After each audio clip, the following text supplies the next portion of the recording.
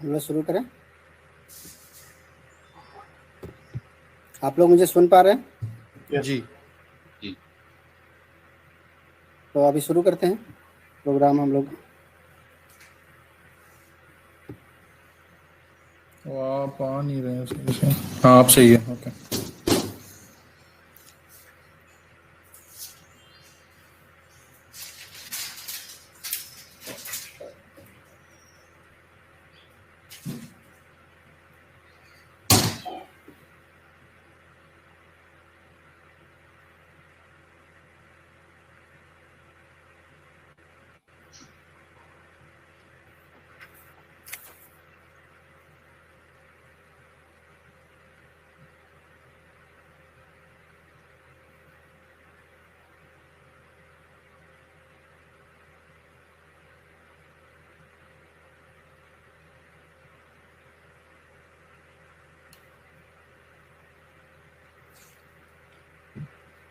जो लोग अभी ज्वाइन नहीं किए हैं जल्दी जल्दी ज्वाइन कर ले, हम लोग सेशन शुरू करते हैं।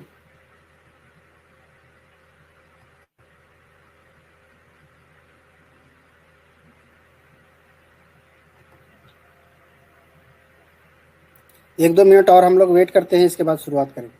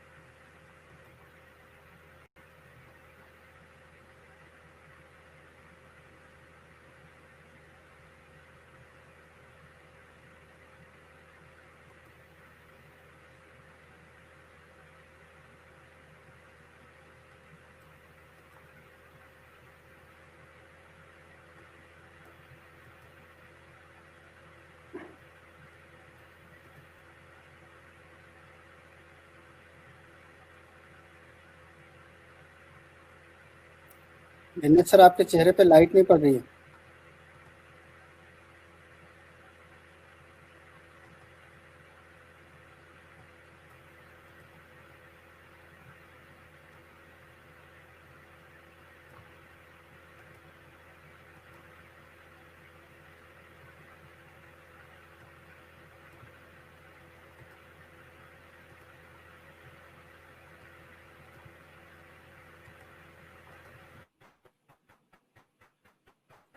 डॉक्टर लिनेश जी।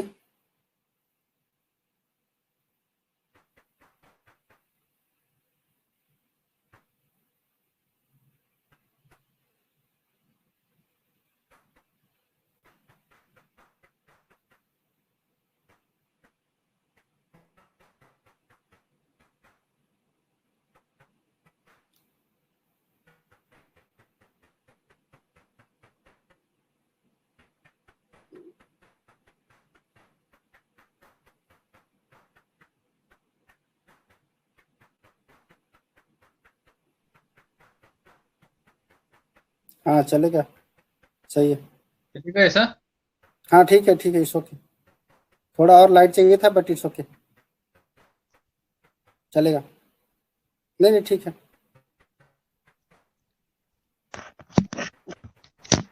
ठीक है ऐसा? हाँ ठीक है ठीक है।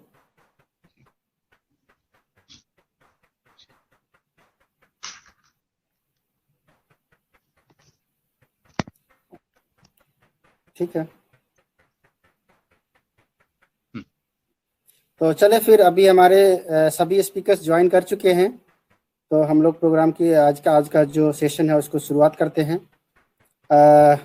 यहाँ उपस्थित सभी स्पीकर्स और जो व्यूअर्स हैं सभी को हमारे तरफ से जय भीम, जय भारत, जय संविधान। आज हम लोग 26 नवंबर संविधान दिवस के अवसर पर उपस्थित हुए हैं और यहाँ जो है सो संविधान के उपलक्ष्य में हम लोग डिस्कशन रखे हैं। और यहाँ जो हमारे आज के स्पीकर्स हैं उसमें मूल निवासी आशीष जी हैं, मूल निवासी डॉक्टर दिनेश जी हैं और मूल निवासी अरहंत पथाड़े जी हैं। अभी एक डॉक्टर नील बनकर जी जो है सो नहीं ज्वाइन कर पाए हैं, शायद ऑफिस काम में बिजी रहे होंगे। अगर उन्हें समय मिलेगा तो ज्वाइन करेंगे। इसी के साथ हम लोग जो है सो आज का सेशन शुरुआत करते हैं। हम अरहंत पथाड़े जी से रिक्वेस्ट करेंगे कि इस सेशन को शुरुआत में जो है सो इंट्रोडक्टरी के रूप में कुछ वीडियो दिखाएं संविधान के उपलक्ष्य में, संविधान की जानकारी के लिए। जी अरहंत जी।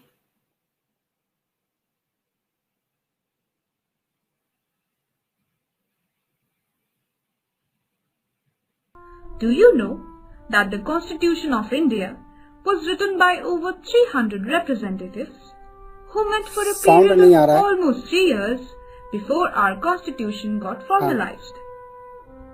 The Constitution was enacted on 26 November 1949 and enforced on 26 January 1950. Hence, 26 November is celebrated as Constitution Day and 26 January as our Republic Day. To ensure the representation was as diverse as possible, these 300 people were partly elected and partly selected from all sections of society. There were Hindus, Muslims, Sikhs, Parsis, Anglo-Indians, tribal communities, and so on. There was representation across regions, castes, educational and political backgrounds. There was also representation of women. Do you know how many women were represented? A total of 9 out of 300. A major accomplishment for a time when women empowerment was a faraway dream. Similarly, citing many complications and difficulties, the British wanted to write the Constitution for India for the left. This idea was however rejected by the Indians, who wanted to write the Constitution for themselves, as it would deal with their future. It is interesting to note that the Constitution of Japan was written by 24 male Americans in 7 days flat. The only Japanese in the room was a young woman interpreter. However, while the decision to write the Constitution ourselves was a noble one, in reality it was quite a difficult task to implement. With 23 recognized languages and innumerable dialects, it was difficult to agree on the language in which the Constitution would be written. Finally, it was agreed that the members could speak in any language they want, and the Constitution would be written in English and translated at once into Hindi. When the Constitution was prepared, the societal environment was hugely challenging. Partition, religious riots, division on the basis of caste, weak role of women, and so on. And yet, the makers chose hope. They instilled the fundamental human values of equality, liberty, justice, and fraternity as our core constitutional values and ensured that laws would protect these principles. One historian put it aptly. Fundamental rights were to be framed amidst the carnage of fundamental wrongs. The sessions of Constituent Assembly were marked by intense debates. One subject was, who can vote? While debating over the qualification for voting and principles of representation, discussion was also held whether only educated people should be given the right to vote. This was opposed on the principle of equality, and finally, all citizens, irrespective of educational qualifications, caste, religion, or gender, got the right to vote. On this point, it is worth noting that in America, black people got the right to vote 80 years, and women got this right 133 years after the US Constitution came into being. There were several critical issues debated, including language, rights, minorities, governance structures, and so on. All the proceedings of the Constituent Assembly are documented and available for us online, so that we will always remember the exciting process of making our Constitution.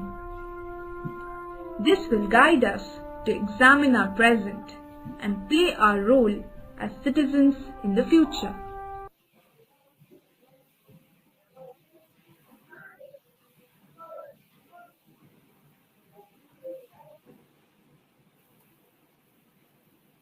जी, तो अभी हम लोगों ने constitution के बारे में एक short जो है सो समरी के रूप में देखा।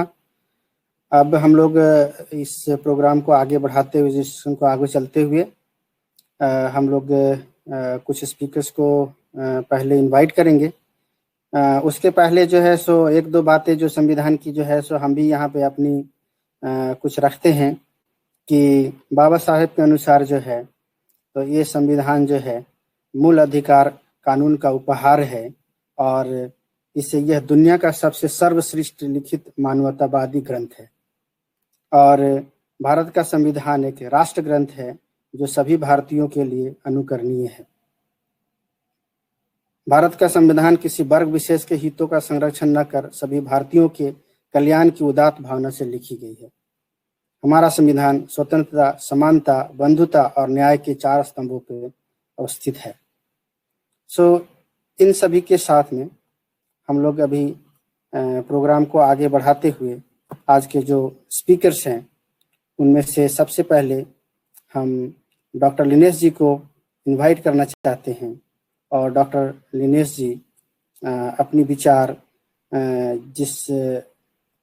जिस पे रखना चाहते हैं वो हम उनसे ये कहना चाहते हैं कि बहुत सारे लोगों ने, बहुत सारे ब्राह्मणिकल फोर्सेस ने समाज में कई तरह के मिसकंसेप्शंस फैला रखे हैं, कई तरह के हेट फैला रखे हैं और संविधान के जो सैलिएंट फीचर्स है उसको धूमिल करने के लिए, उसको नष्ट करने के लिए जो बहुत तरह के चीज़ें जो फैलाई गई है, अफवाह फैलाई गई है, तो उसके विषय में आप डॉक्टर दिनेश जी अपनी वक्तव्य को रखें, उसको थोड़ा क्लैरिफाई करें कि ये किस किस तरह के जो है अफवाह फैलाई गई है, किस तरह के जो है सो मिसकंसेप्शंस फैलाए गए हैं और उस पर थोड़ा क्लैरिटी दें आप। जी, जय भीम, नमो बुद्धाय, जय संविधान। सबसे पहले तो मैं ये बताना चाहूँगा कि मैं कोई कॉन्स्टिट्यूशन एक्सपर्ट नहीं हूँ या एक साधारण सा इंसान हूँ, लेकिन जब कॉन्स्टिट्यूशन के बारे में कभी कुछ इंटरनेट पे सर्च करते हुए कभी किसी चीज़ के अक्रॉस आते हैं, जब देखते हैं उसके बारे में, या फिर कभी कोई वीडियोस दिखा देते हैं या फिर सोशल मीडिया में कुछ एक रेफरेंस आ जाता है, उसमें कई बार ऐसा रहता है कि मतलब एक थोड़ा सा क्रिटिसिज्म दिखता है कॉन्स्टिट्यूशन के ऊपर, या या फिर हम ये भी कह सकते हैं कि कुछ मतलब जैसे हिंदी मूवीज भी रहती है, उसमें भी ऐसे जैसे हीरो के ऊपर अगर कोई सिस्टम या फिर कोई पुलिस ऑफिसर या फिर कोई पॉलिटिशियन उसको ऑप्रेस करता है, तो वो कोई तो भी एक डायलॉग बोलता है कि ये हमारा सड़ा गला सिस्टम, इस टाइप की डायलॉग्स, या फिर मतलब एक हिटरेट निर्माण हो कि हमारा सिस्टम तो बहुत ही खराब है, हम लोग बहुत अच्छे हैं लेकिन हमारा सिस्टम बहुत खराब है, इस टाइप का एक इमेज क्रिएट करने की कोशिश हो जाती है। तो ये सब देखते हुए और खास करके फिर ये भी देखा कि इतने सारी चीजें हैं तो सच्चाई क्या है? तो फिर ऐसा है ना कि फिर तो हमको तो अभी वही बाबा साहब ने जो कहा था कि educate, organise and then agitate.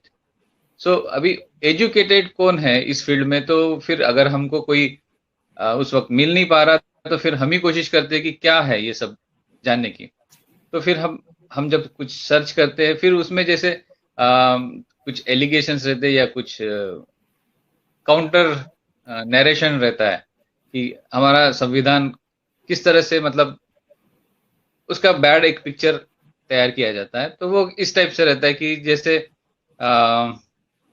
एक उस वक्त बहुत बड़ा नरेशन था कि ये इसमें कोई इंडियनाइजेशन या कोई भारतीयता नजर नहीं आती।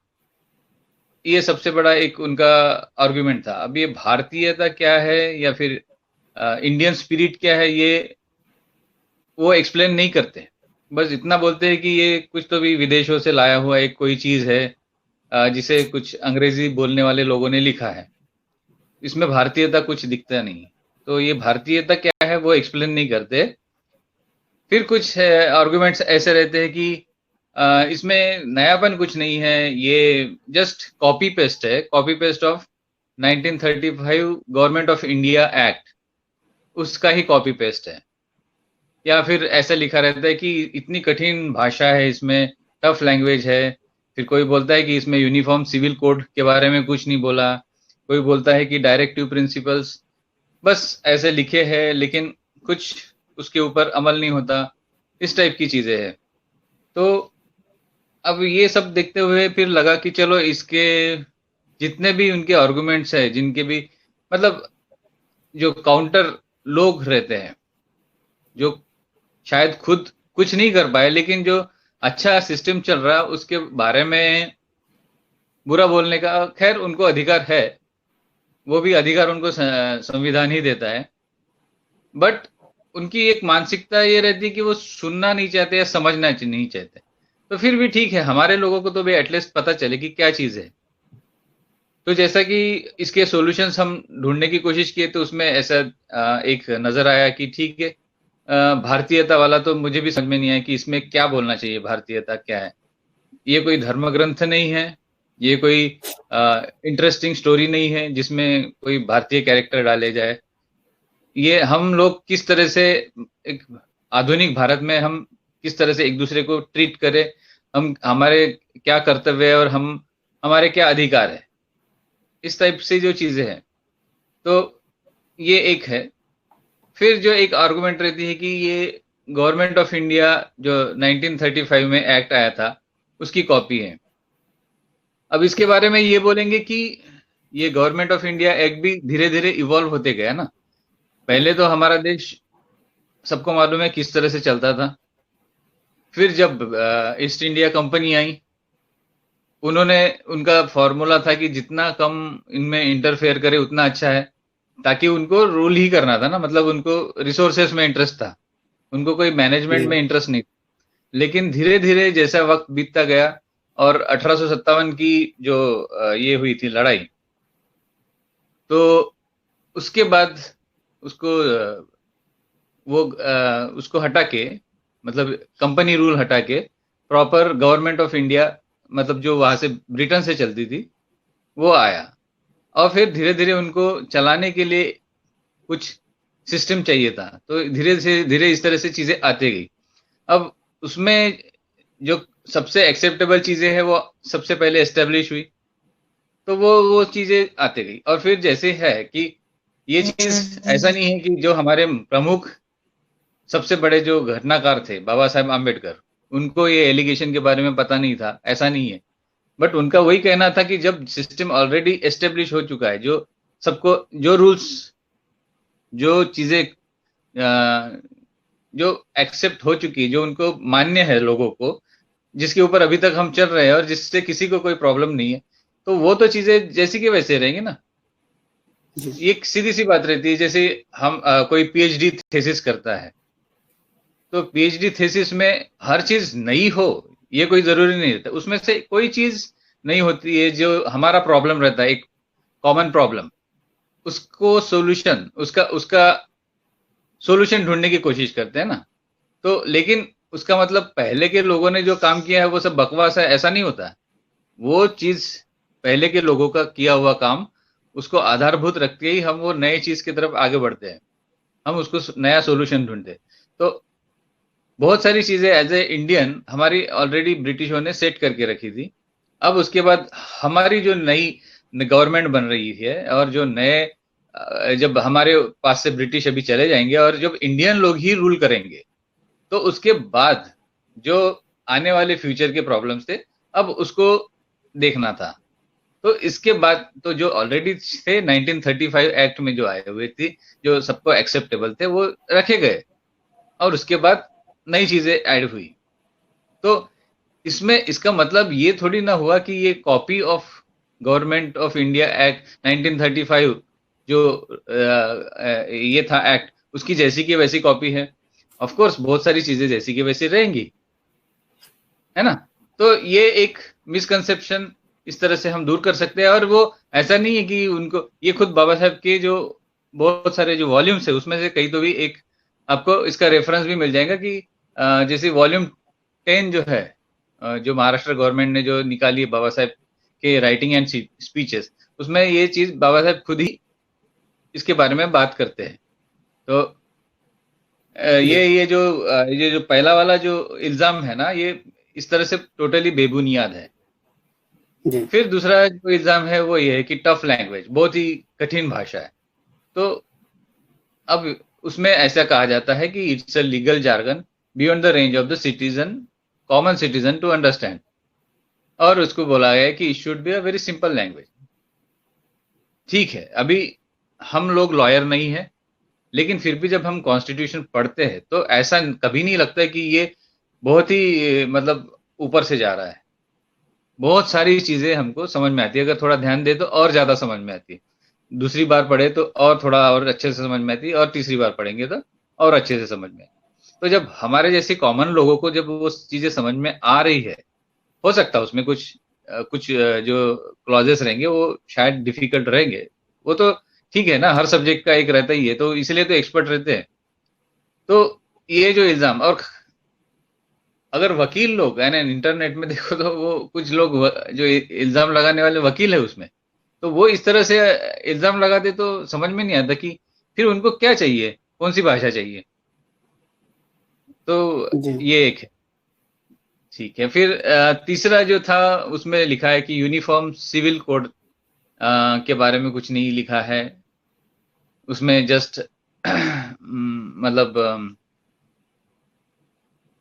तो यूनिफॉर्म सिविल कोड के बारे में एक बात आपको बता दूं कि जब ये डिबेट चल रही थी और डॉक्टर बाबा साहब आम्बेडकर को ये इस चीज के बारे में बोला गया, तो उन्होंने कहा कि यूनिफॉर्म सिविल कोड बनाने के लिए आपको क्या लगता है। लोगों को उन्होंने पूछा कि मेरे को कितना टाइम लगेगा, तो लोग शांत हो गए, क्योंकि उनको मालूम था कि कोई भी एक नया कानून बनाने के लिए कई साल, जैसे हमारा कॉन्स्टिट्यूशन बनने में ही, लिखने में ही इतने 2 साल से ज्यादा लग गए, तो फिर नेचुरली यूनिफॉर्म सिविल कोड के लिए ऐसा ही टाइम लगेगा, कुछ साल 2 साल, इस टाइप का सबका एक था। अब ये बाबा साहब की देखिए हिम्मत, देखिए कि वो भरे असेंबली में ये जो वहां पर बोल रहे, फ्लोर पर, रिकॉर्ड पर, कि मुझे 40 मिनट दीजिए। कितना? 40 मिनट। 40 मिनट में मैं यूनिफॉर्म सिविल कोड आपको लिख के दे देता हूं। ये कॉन्फिडेंस था। उनका कहना है कि ये तो कभी भी कर सकते हैं, लेकिन यूनिफॉर्म सिविल कोड के लिए सबसे पहले तैयार होना चाहिए सैक्रिफाइस करने के लिए, जो मेजॉरिटी, एक जो देश में जो सबसे एक मेजॉरिटी है, उसकी तैयारी रहनी चाहिए कुर्बानियां करने की। अगर वो तैयार है तो फिर माइनॉरिटी करेंगे, बिल्कुल करेंगे। लेकिन अगर मेजॉरिटी दूसरों से एक्सपेक्ट कर रही है कि तुम पहले ये करो और फिर हमको साबित करो कि तुम इंडियन हो या जो भी है, उनके एलिगेशंस जो रहते हैं माइनॉरिटी के बारे में, तो बाबा साहेब बोले ये नहीं चलेगा। पहले आपको खुद को तैयार करना पड़ेगा, आप खुद तैयार हो, उसके बाद दूसरों से एक्सपेक्ट करो। आप मेजॉरिटी हो और आप दूसरों से एक्सपेक्ट करोगे, ये नहीं चलेगा। जी अगर आप तैयार हो तो कभी भी यूनिफॉर्म सिविल कोड रेडी है। मुझे बोले ये मेरे पास रेडी है, मेरे को जाने में, घर जाकर आने में केवल 40 मिनट लगेंगे और मैं आपको फ्लोर में दे सकता हूँ। तो ऐसा नहीं था कि ये इसके ऊपर सोचा नहीं गया, इसके ऊपर भी सोचा गया है, बट उन्होंने वो फ्यूचर जनरेशन के ऊपर छोड़ा है और वो भी ओनस उनके ऊपर है, मेजॉरिटी के ऊपर। अगर वो इस तरह से अपने बिहेवियर को एक ब्रॉड तरीके से पेश करते हैं, माइनॉरिटीज के दिमाग में का जो खौफ है या फिर उनमें जो एंजाइटी है, वो अगर उनके बिहेवियर से अगर रिलीव होती है, तो uniform civil code is not a problem. But looking at the current scenario, मुझे नहीं लगता ये हो सकता है। तो ओनस उनके ऊपर, ठीक है। चौथा एक, मैं टाइम तो ज्यादा नहीं ले रहा हूँ ना, अब 1 मिनट में वाइंड अप कर, फिर आपके साथ सेकंड राउंड में आएंगे। थोड़ा अभी बचा के रखे नेक्स्ट राउंड के लिए, क्योंकि ठीक है, चलेगा, ठीक है जी। ओके, तो इसी चर्चा में जो है सो हम बाकी स्पीकर से भी उनका भी राय लेना चाहेंगे कि आप लोगों का अगर कुछ इसमें ऐड करना है, कुछ कहना चाहते हैं, तो आप लोग भी अपनी बात रखें।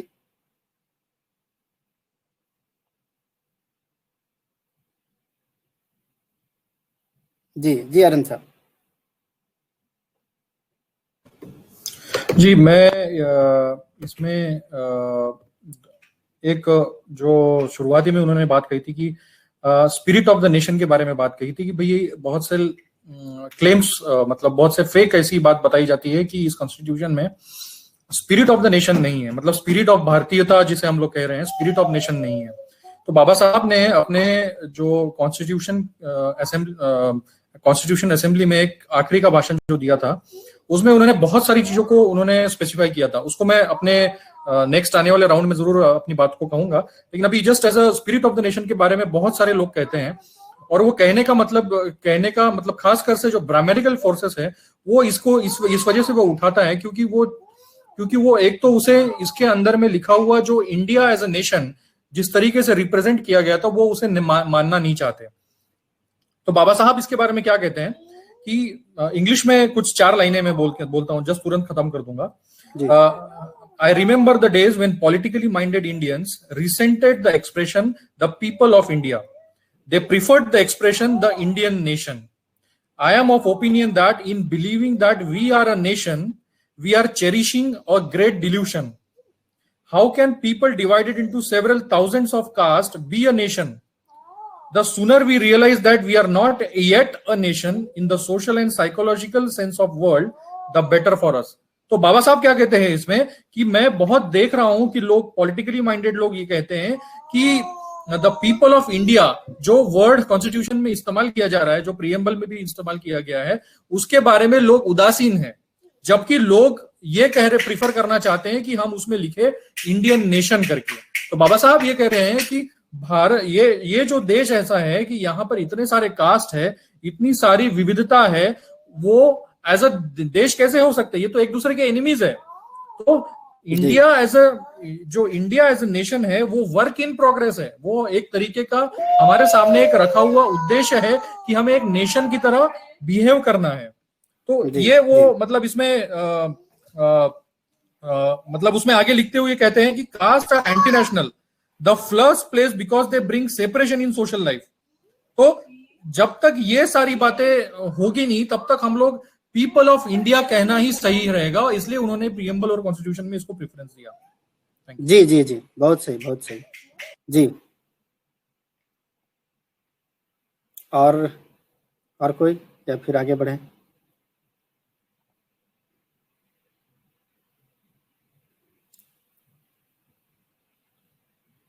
हाँ बिल्कुल, तो आगे बढ़ते हैं। जैसा कि अरुण साहब ने कहा कि ये जो हम लोग we the people of India कह रहे हैं, और फिर यहाँ पे जो है एक भारतीयता, एक नेशन की परिकल्पना क्या कर रहे हैं, बंधुता की बात भी कर रहे हैं।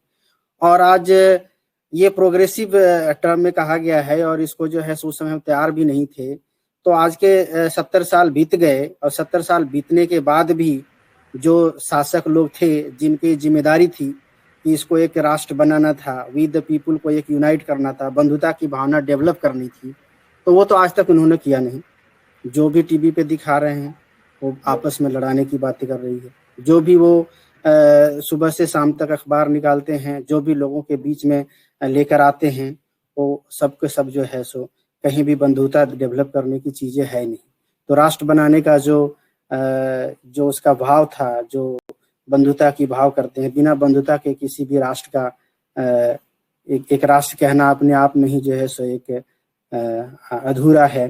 तो अगर किसी ने अगर हमें राष्ट्र बनाना है तो हमें राष्ट्र बनाने के लिए उसे बंधुता की भावना डेवलप करनी पड़ेगी।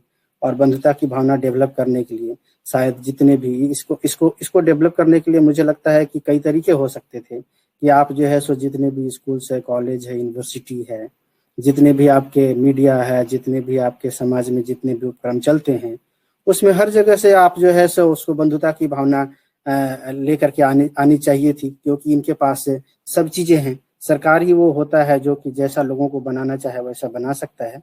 तो बिल्कुल हम इससे एग्री करते हैं। और इसी तरीके से आगे हम अपने स्पीकर अरहंत जी को लेते हैं कि अरहंत जी आप इस विषय में मुझे बताएं, हम सबको बताएं कि ये जो अभी का जो कंटेम्प्रेरी पॉलिटिकल डेवलपमेंट जो है और उसके जो कॉन्स्टिट्यूशन का जो मिसयूज है, जो कॉन्स्टिट्यूशनल प्रोविजंस है उसके किस तरह से मिसयूज हो रहे हैं, और अभी जो पॉलिटिकल सिनेरियो जो डेवलप हुआ है, हाँ, तो इन सभी को आप किस तरीके से देखते हैं? आप इसको कैसे लोगों को बताना चाहेंगे? आपकी आवाज नहीं आ रही, शायद म्यूट है। जी सर, थैंक यू मुझे मौका देने के लिए।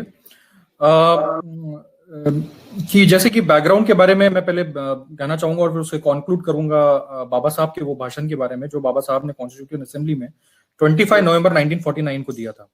तो सबसे पहले जरूरी यह है समझने के लिए कि आज हम लोग कॉन्स्टिट्यूशन के बारे में हम लोग ज्यादा सजग तरीके से बात कर रहे हैं, लोगों में जागरूकता बढ़ाने की बात कर रहे हैं, और बहुत सारे कार्यक्रम के तहत हम लोग लोगों में जा रहे हैं और लोगों पे कॉन्स्टिट्यूशन के बारे में उसकी महत्ता लोगों को बताने की कोशिश कर रहे हैं। तो एक तो रेगुलर बात होनी चाहिए थी, लेकिन उसके लिए प्रयास करने पड़ रहे हैं। इस प्रयास करने के पीछे ये जरूरी है कि हमें समझना पड़ेगा कि भारत का जो सोशल और पॉलिटिकल हिस्ट्री जो है ये इसका जो डिफरेंट जो वेव्स है वो एक सोशल और पॉलिटिकल हिस्ट्री के साथ में आता है। क्योंकि जो भारत का जो इतिहास है वो अलग अलग तरीके के जो भारत में जो जिसे कल्चर कहते हैं, तो उस डिफरेंट कल्चर से आए हुए जो बलीभूत संस्कृतियां हैं उन संस्कृतियों का मिक्सचर रहा है।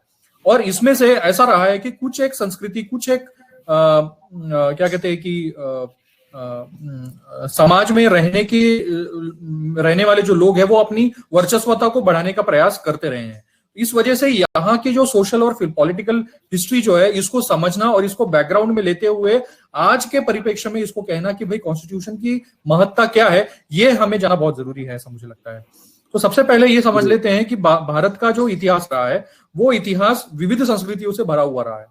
इसमें अगर हम लोग संक्षिप्त में अगर कहें तो एक श्रमण संस्कृति और दूसरा ब्राह्मणी संस्कृति, हम उसको दोनों भागों में इसलिए कहेंगे क्योंकि इसमें कई अलग अलग लहरें हैं, तो इस वजह से हम लोग इसे दो भागों में ही रखेंगे कि भाई एक ब्राह्मण संस्कृति रही और एक दूसरा रही एक श्रमण संस्कृति। तो श्रमण संस्कृति में अलग अलग जो संस्कृतियां आई है उन संस्कृतियों का वर्चस्व एक समय में काफी था। और क्या कहते हैं, जो ब्राह्मणिकल संस्कृति थी, जब उन्हें अपना जो महत्व बढ़ाने का जब समय उन्हें मिला तो उन्होंने कुछ इस तरीके से बढ़ाया है कि बाकी संस्कृतियों को पूरी तरीके से नष्ट करने का प्रयास किया।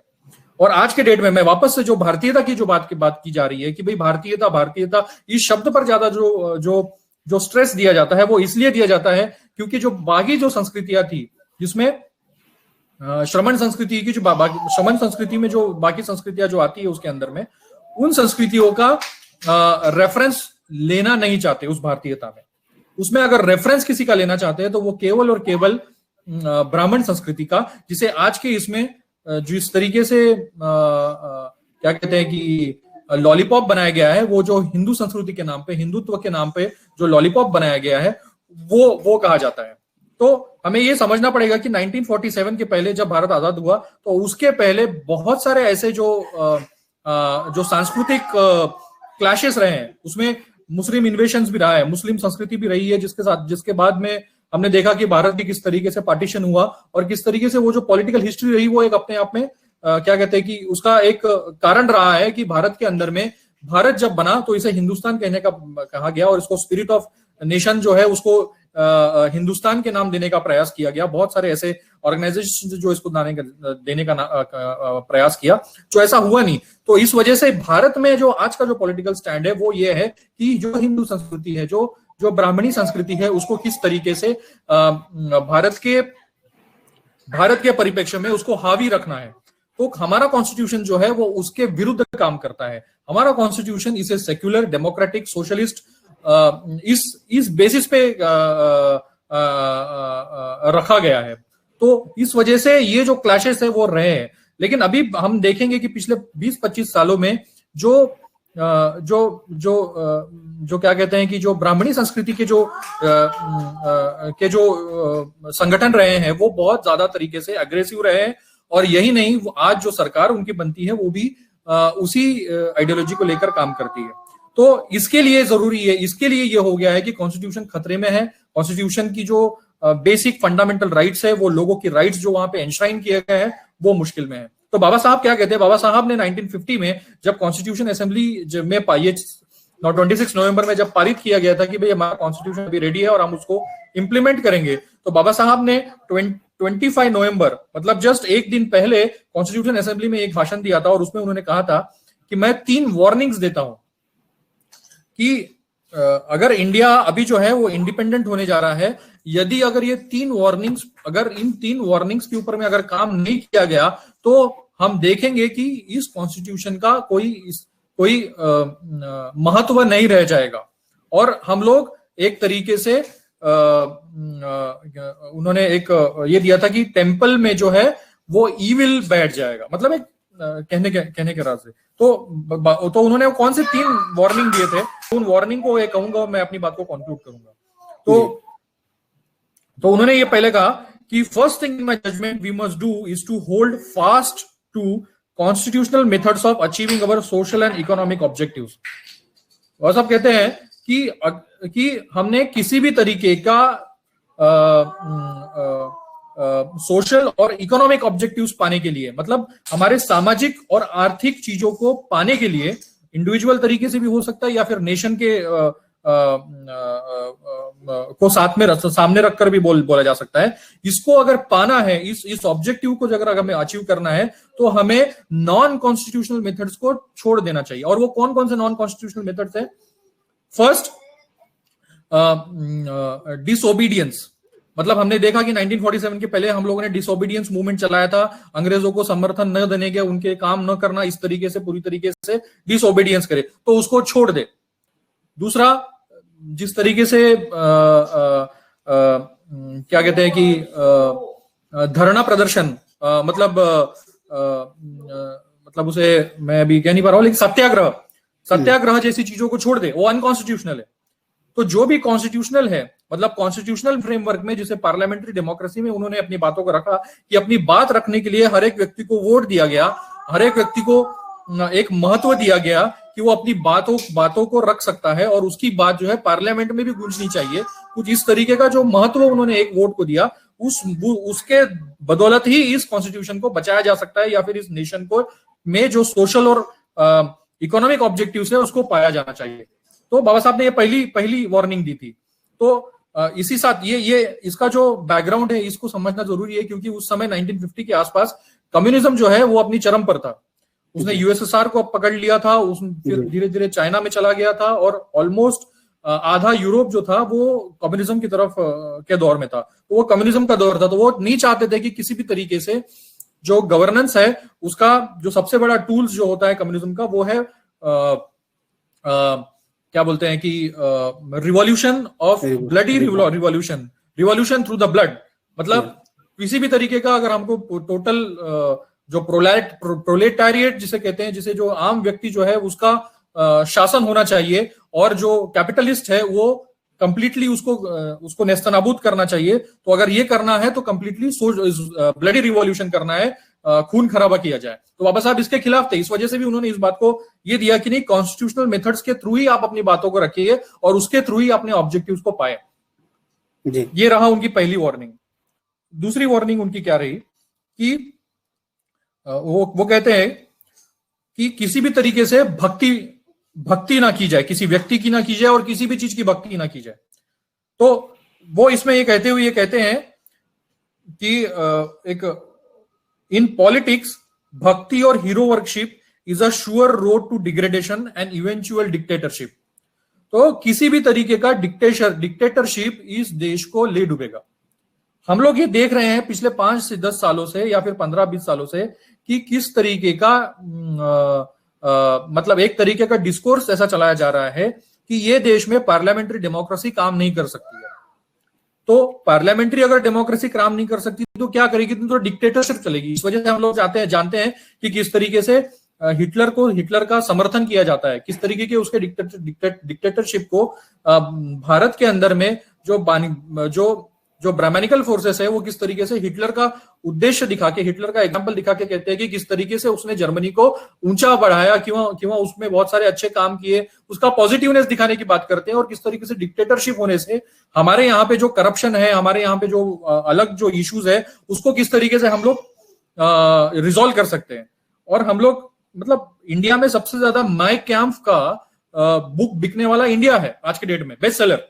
तो ये हमारे आज के समय में जो खासकर से जो हमारा बैकग्राउंड, जो पॉलिटिकल सिनारियो और सोशल सिनारियो है, वो इस हद तक पहुंच गया है कि हम लोग किसी भी तरीके के डिक्टेटरशिप को अलाउ करने के लिए जो माइंडसेट बनाया जा रहा है लोगों का, वो काम हो रहा है, वो उस तरीके का डिस्कोर्स चलाया जा रहा है। और इसी वजह से हम देख रहे हैं कि कॉन्स्टिट्यूशनल फ्रेमवर्क में किस तरीके से कॉन्स्टिट्यूशन के फ्रेमवर्क को चेंज किया जा रहा है कि अभी मेजॉरिटी होने के साथ आप कॉन्स्टिट्यूशन में चेंजेस कर सकते हैं। तो एक तो उस तरीके के चेंजेस लाने की कोशिश की जा रही है, और दूसरा जितने भी कॉन्स्टिट्यूशनल पिलर्स है, जिसे हम लोग मीडिया कहते हैं, इलेक्शन कमीशन कहते हैं, जुडिशरी कहते हैं, ये जो पिलर्स है, इन तीनों पिलर्स में वो लोगों ने घुसपैठ कर रखी है। और इस तरीके से घुसपैठ कर रखी है कि जो ब्राह्मणिकल फोर्सेस है, जो जैसे आरएसएस जो है, जिस तरीके के विचार सरणी को मानता है, उस विचार सरणी को किस तरीके से लागू किया जाए, इस तरीके का एक इम्प्लीमेंटेशन के पीछे पड़े हुए। तो हम लोग ये समझ रहे हैं कि कॉन्स्टिट्यूशन के फ्रेमवर्क में रहकर ही अभी डिक्टेटरशिप लाने का प्रयास चल रहा है। अब डिक्टेटरशिप किसका? Cultural dictatorship. जो हम लोग कह रहे हैं ना कि भारत का जो इतिहास है वो 2 संस्कृति के बीच की लड़ाई है, तो एक संस्कृति को हावी करने का प्रयास इस डिक्टेटरशिप के थ्रू होने का दिखाई दे रहा है। तो ये रही दूसरी वार्निंग। तीसरी वार्निंग क्या कहते हैं बाबा साहब? तीसरी वार्निंग वो देते हैं,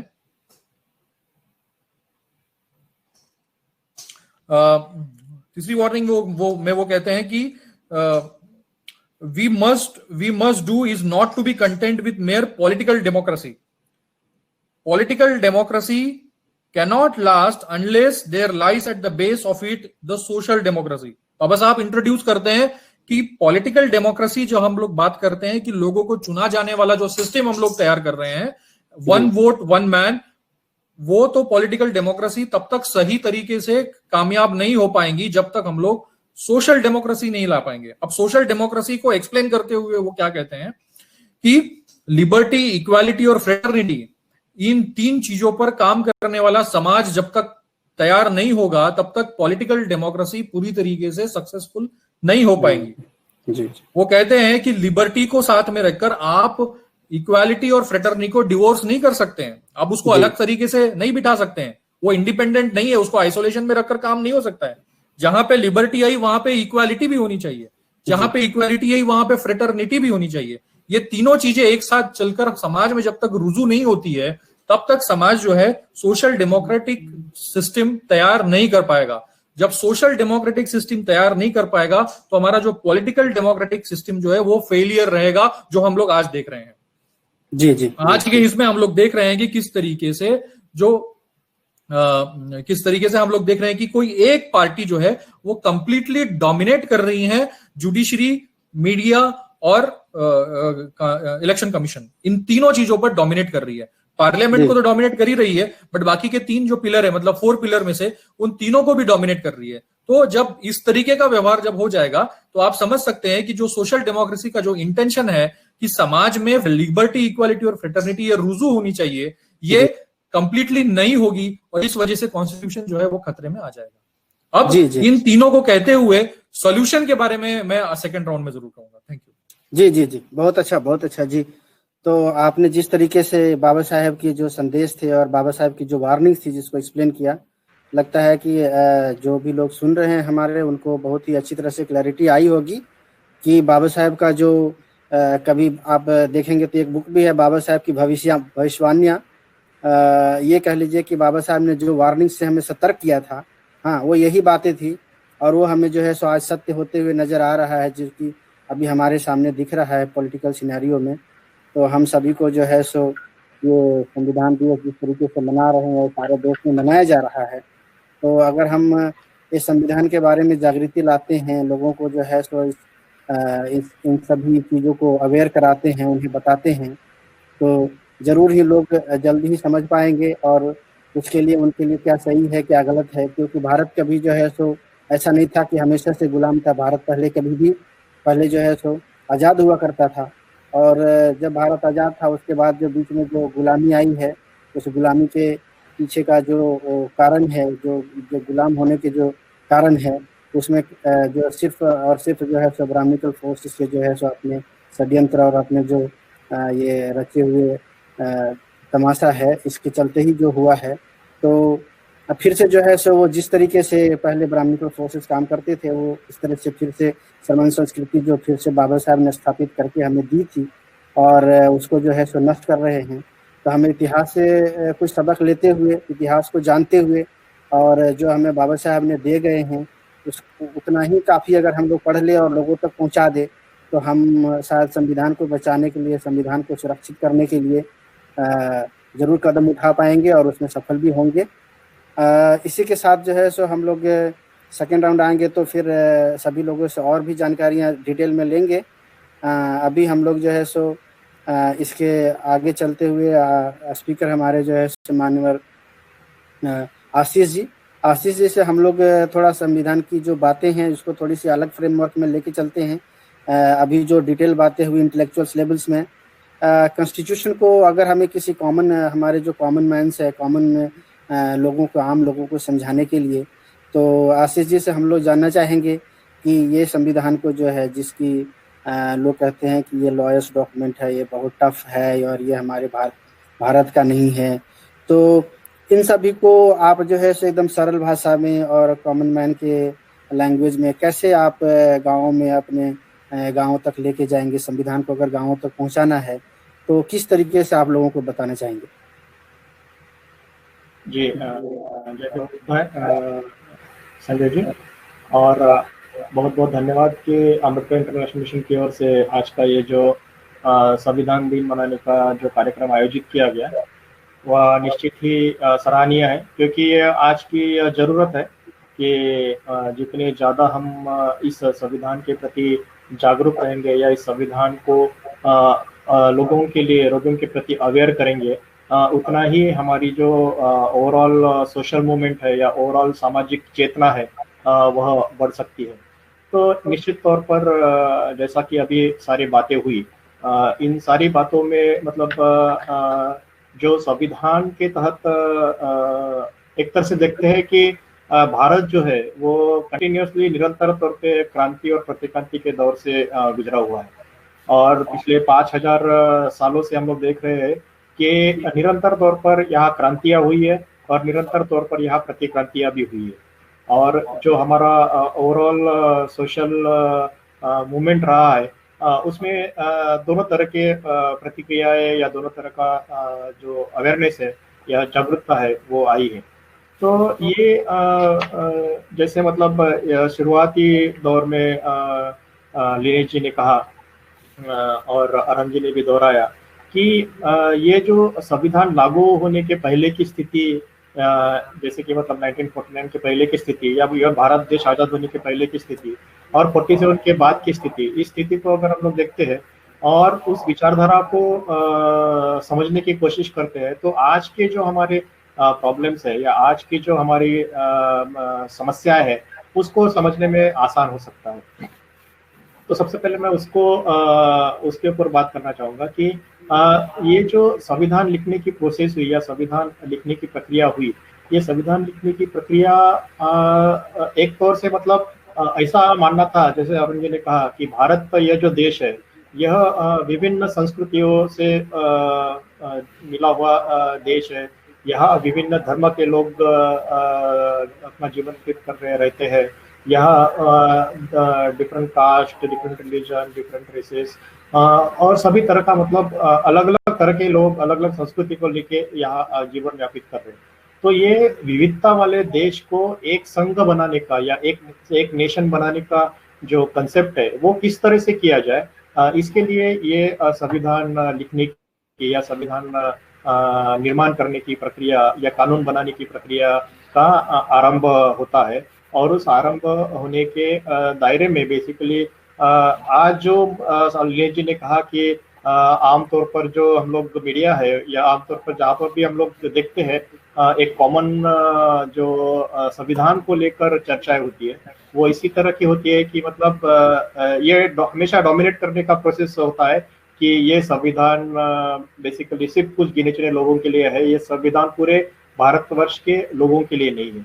लेकिन जैसे रंजन ने कहा कि ये संविधान का जो प्रियम्बल है वो प्रियम्बल ही बेसिकली उससे शुरू होता है कि we the people of India, मतलब हम इस भारत के लोग इस संविधान के माध्यम से एक ऐसा समाज या एक ऐसा राष्ट्र निर्माण करना चाहते हैं जहाँ मतलब सभी तरह का कोई भेदभाव ना हो, जहाँ किसी तरह का मतलब सभी को यहाँ का एवरी कॉमन मैन जो है या एक जो भी भारत का नागरिक है उसे जस्टिस हो, लिबर्टी हो, इक्वालिटी हो, फ्रीडम हो, मतलब भारत के हर नागरिक को ये सारी सुविधाएं हो, इसका इस संविधान के माध्यम से हम प्रयास करेंगे और ऐसे राष्ट्र की परिकल्पना करके ऐसे राष्ट्र की हम निर्माण करने की प्रक्रिया में जाएंगे।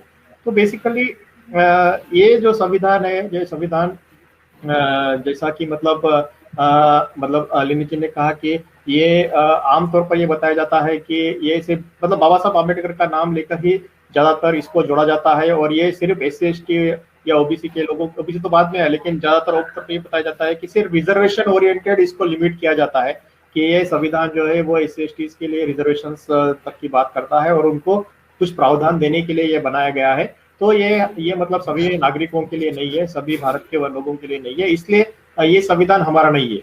इस तरह का जो प्रोपेगेंडा होता है या इस तरह के विचार उसमें आते हैं। लेकिन ये बेसिकली जो विचारों का निर्माण होता है उसको हमको समझना जरूरी है कि ये विचार क्यों उत्पन्न होते हैं। तो हमको वो समझ में आता है कि संविधान लागू होने के पहले की जो मानसिकता थी या संविधान लागू होने के पहले की जो विचारधारा थी, वो विचारधारा जैसे अरुण जी ने कहा कि ये ब्राह्मणी संस्कृति वर्सेस श्रमण संस्कृति का जो विचारधारा का जो संघर्ष है, वो संघर्ष से ही निकल कर ये संविधान की तरफ हम लोग आए हैं। तो इसका मतलब यह है कि ये संविधान लागू होने के पहले कुछ कानून ऑलरेडी इस देश में लागू थे और वो कानून क्या थे, जो मतलब वैदिक संस्कृति या जो वेदास थे या मनुस्मृति है या जो वैदिक संस्कृति के ग्रंथ है उसमें जो कानून बताए गए हैं वो कानून ही आमतौर पर चलते थे और वो कानून के तहत ही इसमें मतलब ये जो जीवन यापन है वो चलता था। तो अगर ये कानून के तहत जीवन यापन के तहत अगर ये चलता था तो निश्चित तौर पर ये जो ये वैदिक विचारधारा रखने वाले जो लोग हैं या ब्राह्मणी विचारधारा रखने वाले जो लोग हैं वो हमेशा ये चाहते थे कि उनकी जो सिस्टम है या उनके जो कानून है या उनकी जो वर्चस्वता है या उनका जो वर्चस्व है इस पूरे व्यवस्था के ऊपर वो बरकरार रहे। और हम लोग देखते हैं कि संविधान लागू होने के पहले ये जो मानसिकता थी, वो मानसिकता से निकाल कर बाबा साहब ने ये संविधान भारत के सभी नागरिकों के लिए प्रदान किया। तो निश्चित तौर पर जिनका वैचारिक तौर पर या उस पूरी व्यवस्था के ऊपर कब्जा था, वो कब्जा बनाने वाले हुए जो लोग थे, वो निश्चित तौर पर उनके लिए ये एक बहुत बड़ा मतलब एक ये हुआ कि अब हमारे हाथ का जो है वो सब कुछ निकल चुका है। क्योंकि बाबा साहब ने जो ये जो संविधान लोगों के सामने लाया, या संविधान सभा में डिबेट करके, मतलब ऑलमोस्ट हम लोग देखते हैं कि 296 मेंबर्स थे उस संविधान सभा में, और 296 मेंबर्स के माध्यम से उनके साथ में डिबेट्स और डिस्कशन होके एक एक आर्टिकल्स इसमें बनाया गया है, एक एक प्रीएम्बल का वर्ड इसमें डाला गया है। तो ये निश्चित तौर पर वैचारिक लेवल पर ये बनाया गया और सभी भारत के सभी कॉमन नागरिक को ध्यान में रखकर बनाया गया ये संविधान है। तो ये जो बेसिकली एक क्रांति को प्रतिक्रांति का एक जवाब बेसिकली इस संविधान के माध्यम से मिला था।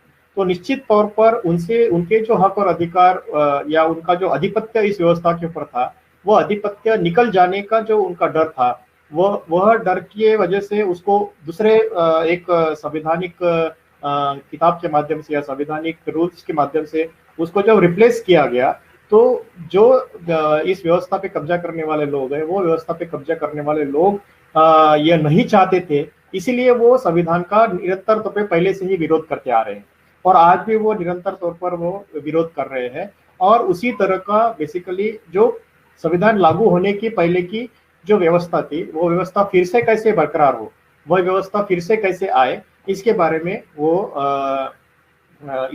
वो बेसिकली सचेत है और उसके लिए वो प्रयासरत है। इसलिए आज की जो भी मतलब गतिविधियां हो रही है, चाहे वो राजनीतिक लेवल पे हो, चाहे वो सामाजिक लेवल पे हो, चाहे मतलब विविध ऑर्गेनाइजेशंस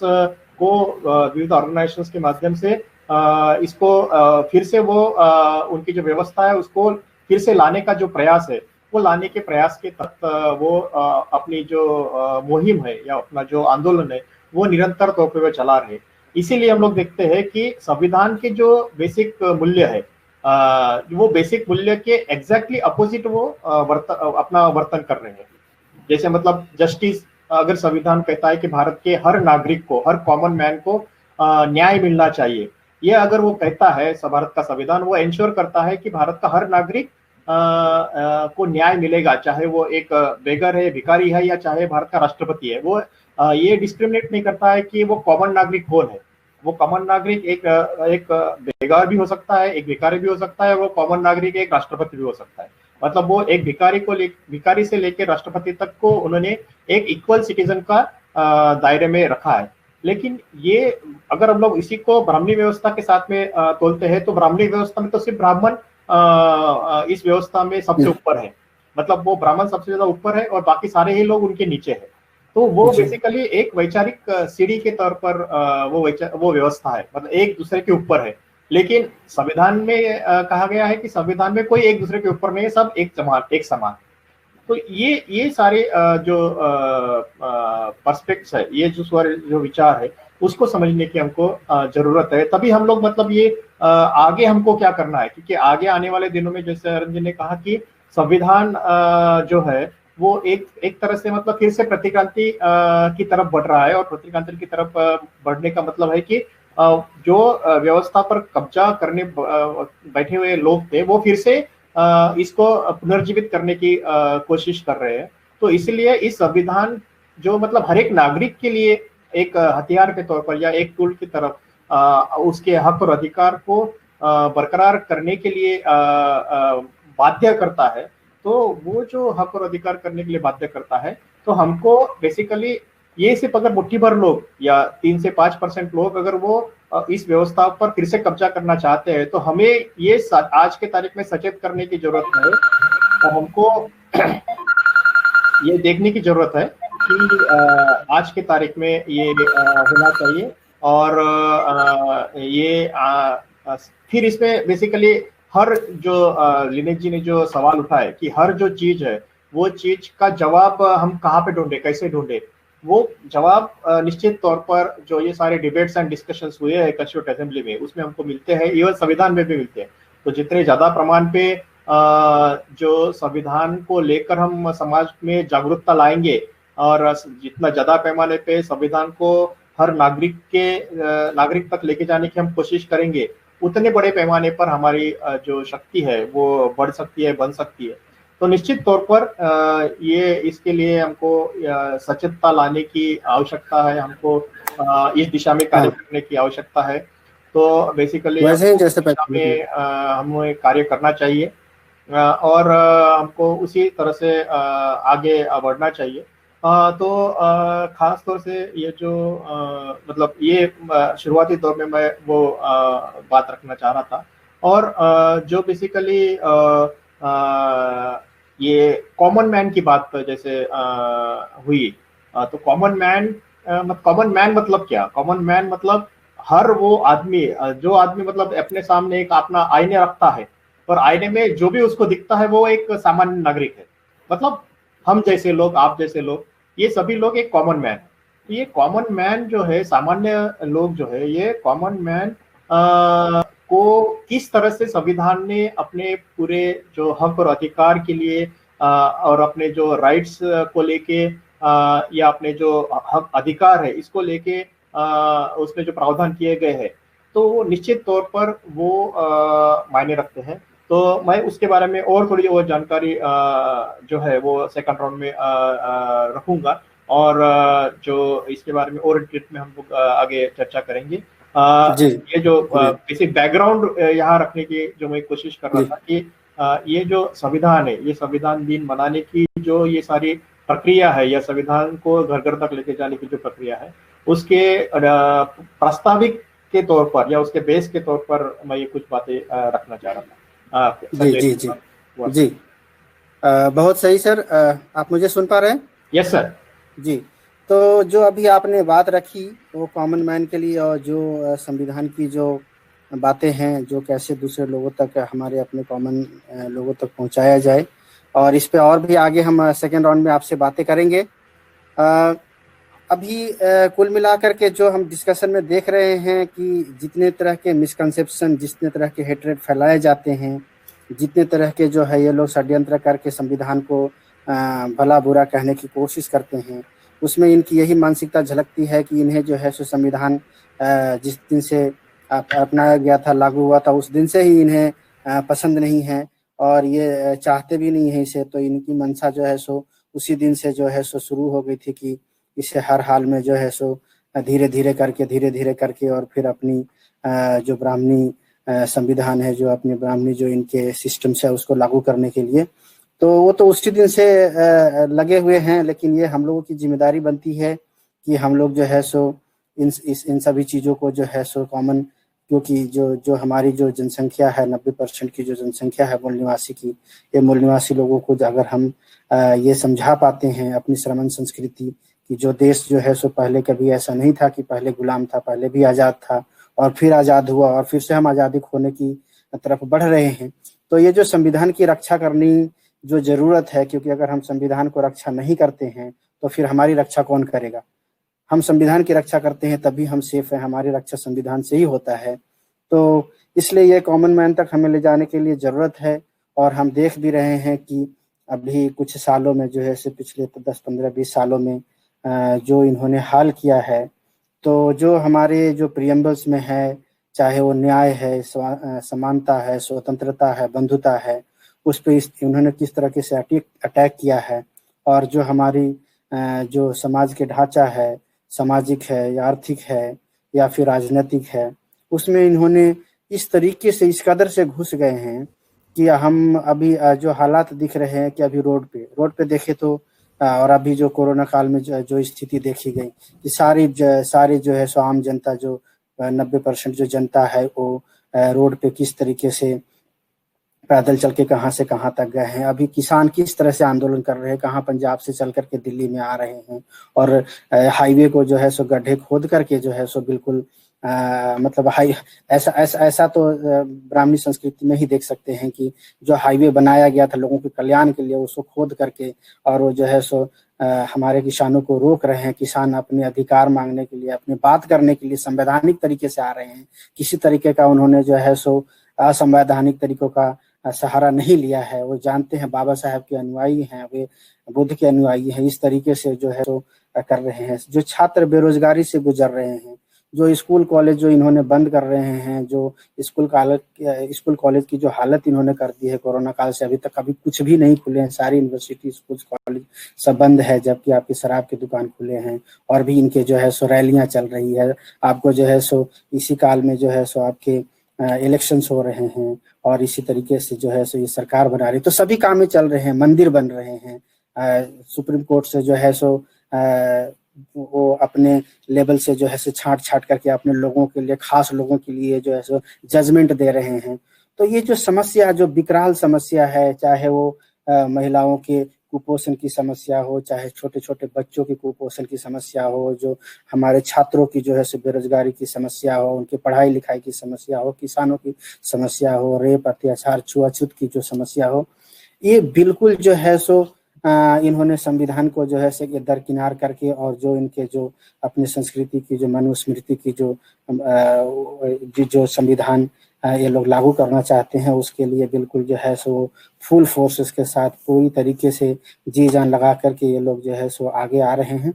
लेकिन इन सभी समस्याओं को, क्योंकि सबसे पहले तो हमें समस्या समझनी जरूरी थी। हमारे जो लोग थे वो लोगों को अभी तक समस्या ही नहीं पता था, लेकिन जिस तरीके से ये लोग कर रहे हैं तो मुझे लग रहा है कि एक आम जनता को भी दिखाई पड़ रहा है, उन्हें अच्छी तरीके से समझ आ रहा है कि एक युवा को समझ में आ रहा है कि हमारे स्कूल कॉलेज बंद हो गए हैं, बेरोजगारी जो है सो सबसे चरम सीमा पे है, जीडीपी जो है सो सबसे बुरी स्थिति में है। तो ये सही समय है कि हम जो है सो संविधान को हर लोगों तक पहुंचा सकते हैं, हर लोगों तक लेकर के जा सकते हैं, और इसको जो है सो एक कहते हैं कि जो व्यक्ति विशेष या जो परिवारवाद वाली जो पार्टियां हैं, उनको दरकिनार करके ही हमें चलना पड़ेगा। क्योंकि ये जो व्यक्ति विशेष परिवारवाद है, ये कहीं भी जो है सो हमारा we the people of India में स्टैंड नहीं करता है। और ये जो संविधान की जो मूल भावना है, लोकतंत्र की जो भावना है, इसमें कहीं भी फिट नहीं होता है। न्याय, समानता, स्वतंत्रता, बंधुता के आधार पे कहीं फिट नहीं बैठता है। तो ये चाहे मूल निवासी की पार्टियां हो, चाहे मनुवादियों की पार्टियां हो, चाहे ब्राह्मणी पार्टियां हो, इन सभी को कहीं ना कहीं जो है सो हमें साइडलाइन करते हुए, क्योंकि इनकी जो मंशा है, इनकी जो स्थिति है, ये इवन चाहे मूल निवासी ही क्यों ना हो, लेकिन जो लोग अपने आप को बेच चुके हैं, जो लोग अपने आप को चमचागिरी में डुबो चुके हैं, मुझे लगता है कि ऐसे लोगों से जो है सो हमें कुछ उम्मीद नहीं करना चाहिए। कि पिछले 90 सालों से हमारे उम्मीद करते हुए, किसानों ने धरना प्रदर्शन करते हुए, युवाओं ने अपने पढ़ाई के लिए, बेरोजगारी के लिए धरना प्रदर्शन करते हुए, रोड पे उतरते हुए 70 साल जो है सो इन्होंने गुजार दिए हैं, और सारी परिस्थितियां इन्होंने अब तक देख चुकी है कि इनसे कुछ भी नहीं होता है। चाहे वो सरकार हमारी आए, चाहे मूल निवासियों की आए, या फिर जो है से मनुवादियों की आए, लेकिन ये व्यक्ति विशेष और परिवारवाद जो है से इनको घेरे हुए है। और ये कहीं भी जो है सो ये लोकतंत्र में, जिसमें कि सबका रिप्रेजेंटेशन होनी चाहिए, सबकी भागीदारी होनी चाहिए, महिलाओं की भागीदारी होनी चाहिए, लेकिन एक महिला होते हुए भी जो है से महिलाओं को रिप्रेजेंटेशन नहीं देता है, महिलाओं को जागरूक नहीं करता है, महिलाओं की समस्याओं के बारे में नहीं बताता है। तो इन सभी चीजों को हमें संविधान, ऐसे संविधान की जो हम लोग मना रहे हैं संविधान, सबको संकल्प लेकर के इसको जितनी ज्यादा से ज्यादा लोगों तक पहुंचा सकते हैं, ऐसी हमें जो है सो संकल्पना करनी चाहिए ऐसे दिनों पे। और हमें जो है सो हर हाल में ये जो संविधान को रक्षा करने की जो जरूरत है, संविधान को बचाने की जो जरूरत है, इसके लिए जो है सो हमें आगे आना चाहिए। और अगर हम लोग डिस्कशन करते रहेंगे, इस तरीके से हम लोग आपस में बातें करते रहेंगे, तो हमें लगता है कि जो संविधान की जो मूल भावना थी वो आम लोगों तक जाएगी, इंटेलेक्चुअल्स में भी जाएगी। क्योंकि हम देखते हैं कि ये जो संविधान की मूल भावना थी, यहाँ तक कि इंटेलेक्चुअल वर्क्स जो कि जो है सो विदेशों तक चला गया है, जो अपने यूनिवर्सिटी कॉलेजेस में जो पढ़ रहे हैं, ये सारे लोगों को भी अभी तक इसकी मूल भावना समझ नहीं आई थी। अगर इनको मूल भावना समझ में आई होती थी तो शायद ये संविधान के दायरे में कुछ न कुछ किए होते थे।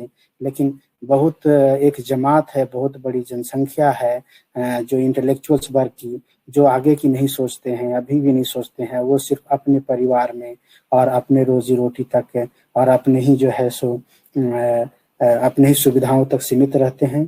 तो इन सभी को ध्यान में रखते हुए, और क्योंकि हमने समस्याओं पे अभी बात की, समस्याओं को हमने उजागर करके लेके आया, ताकि क्योंकि हम लोग का डिस्कशन 1 राउंड हो चुका है, तो अब आगे की जो डिस्कशन होगी वो खास करके समय भी बहुत हो चुका है, तो हम लोग इसको जल्दी थोड़े से फास्ट ट्रैक में करेंगे और सॉल्यूशन पे ज़्यादा फोकस करेंगे। तो इस सेशन को आगे लेते हुए और इसको फिर से उजागर करते हुए कि हमारे जो समस्याएं जो इस समय है वो अन्याय, अत्याचार, छुआछूत, भेदभाव, जुडिशियरी, किसानों की समस्या, छात्रों की समस्या, बेरोजगारी की समस्या, नौकरी की समस्या, जो नौकरी में है उनके नौकरी सारे चले गए, उनकी समस्या, बच्चों की समस्याएं, महिलाओं की समस्या, ये सभी चरम सीमा पे है।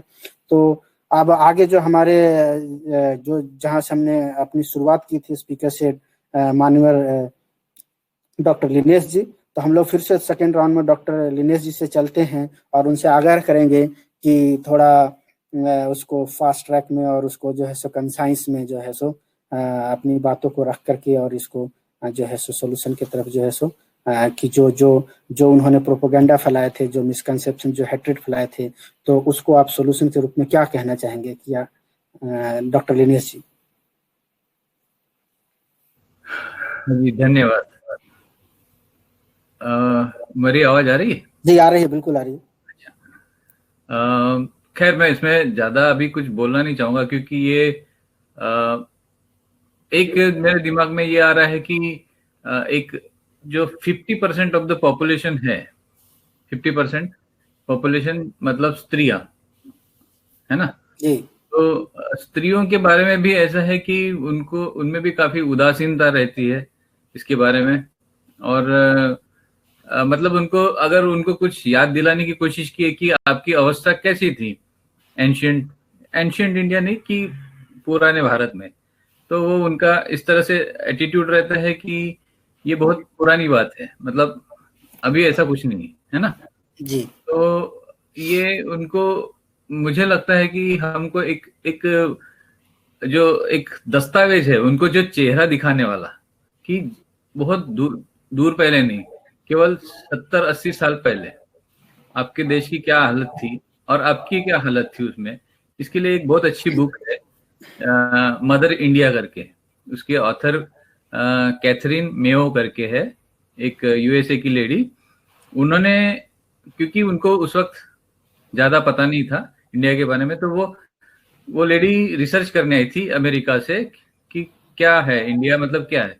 तो एक तो वही प्रोपोगंडा रहता था इंडिया का कि हम माइथोलॉजिकल या फिर स्पिरिचुअल लेवल के बहुत बड़े लोग हैं, हम मतलब सभी पशु पक्षी या इस तरह से जो भी चीजें हैं हम उसको कितना प्यार करते हैं।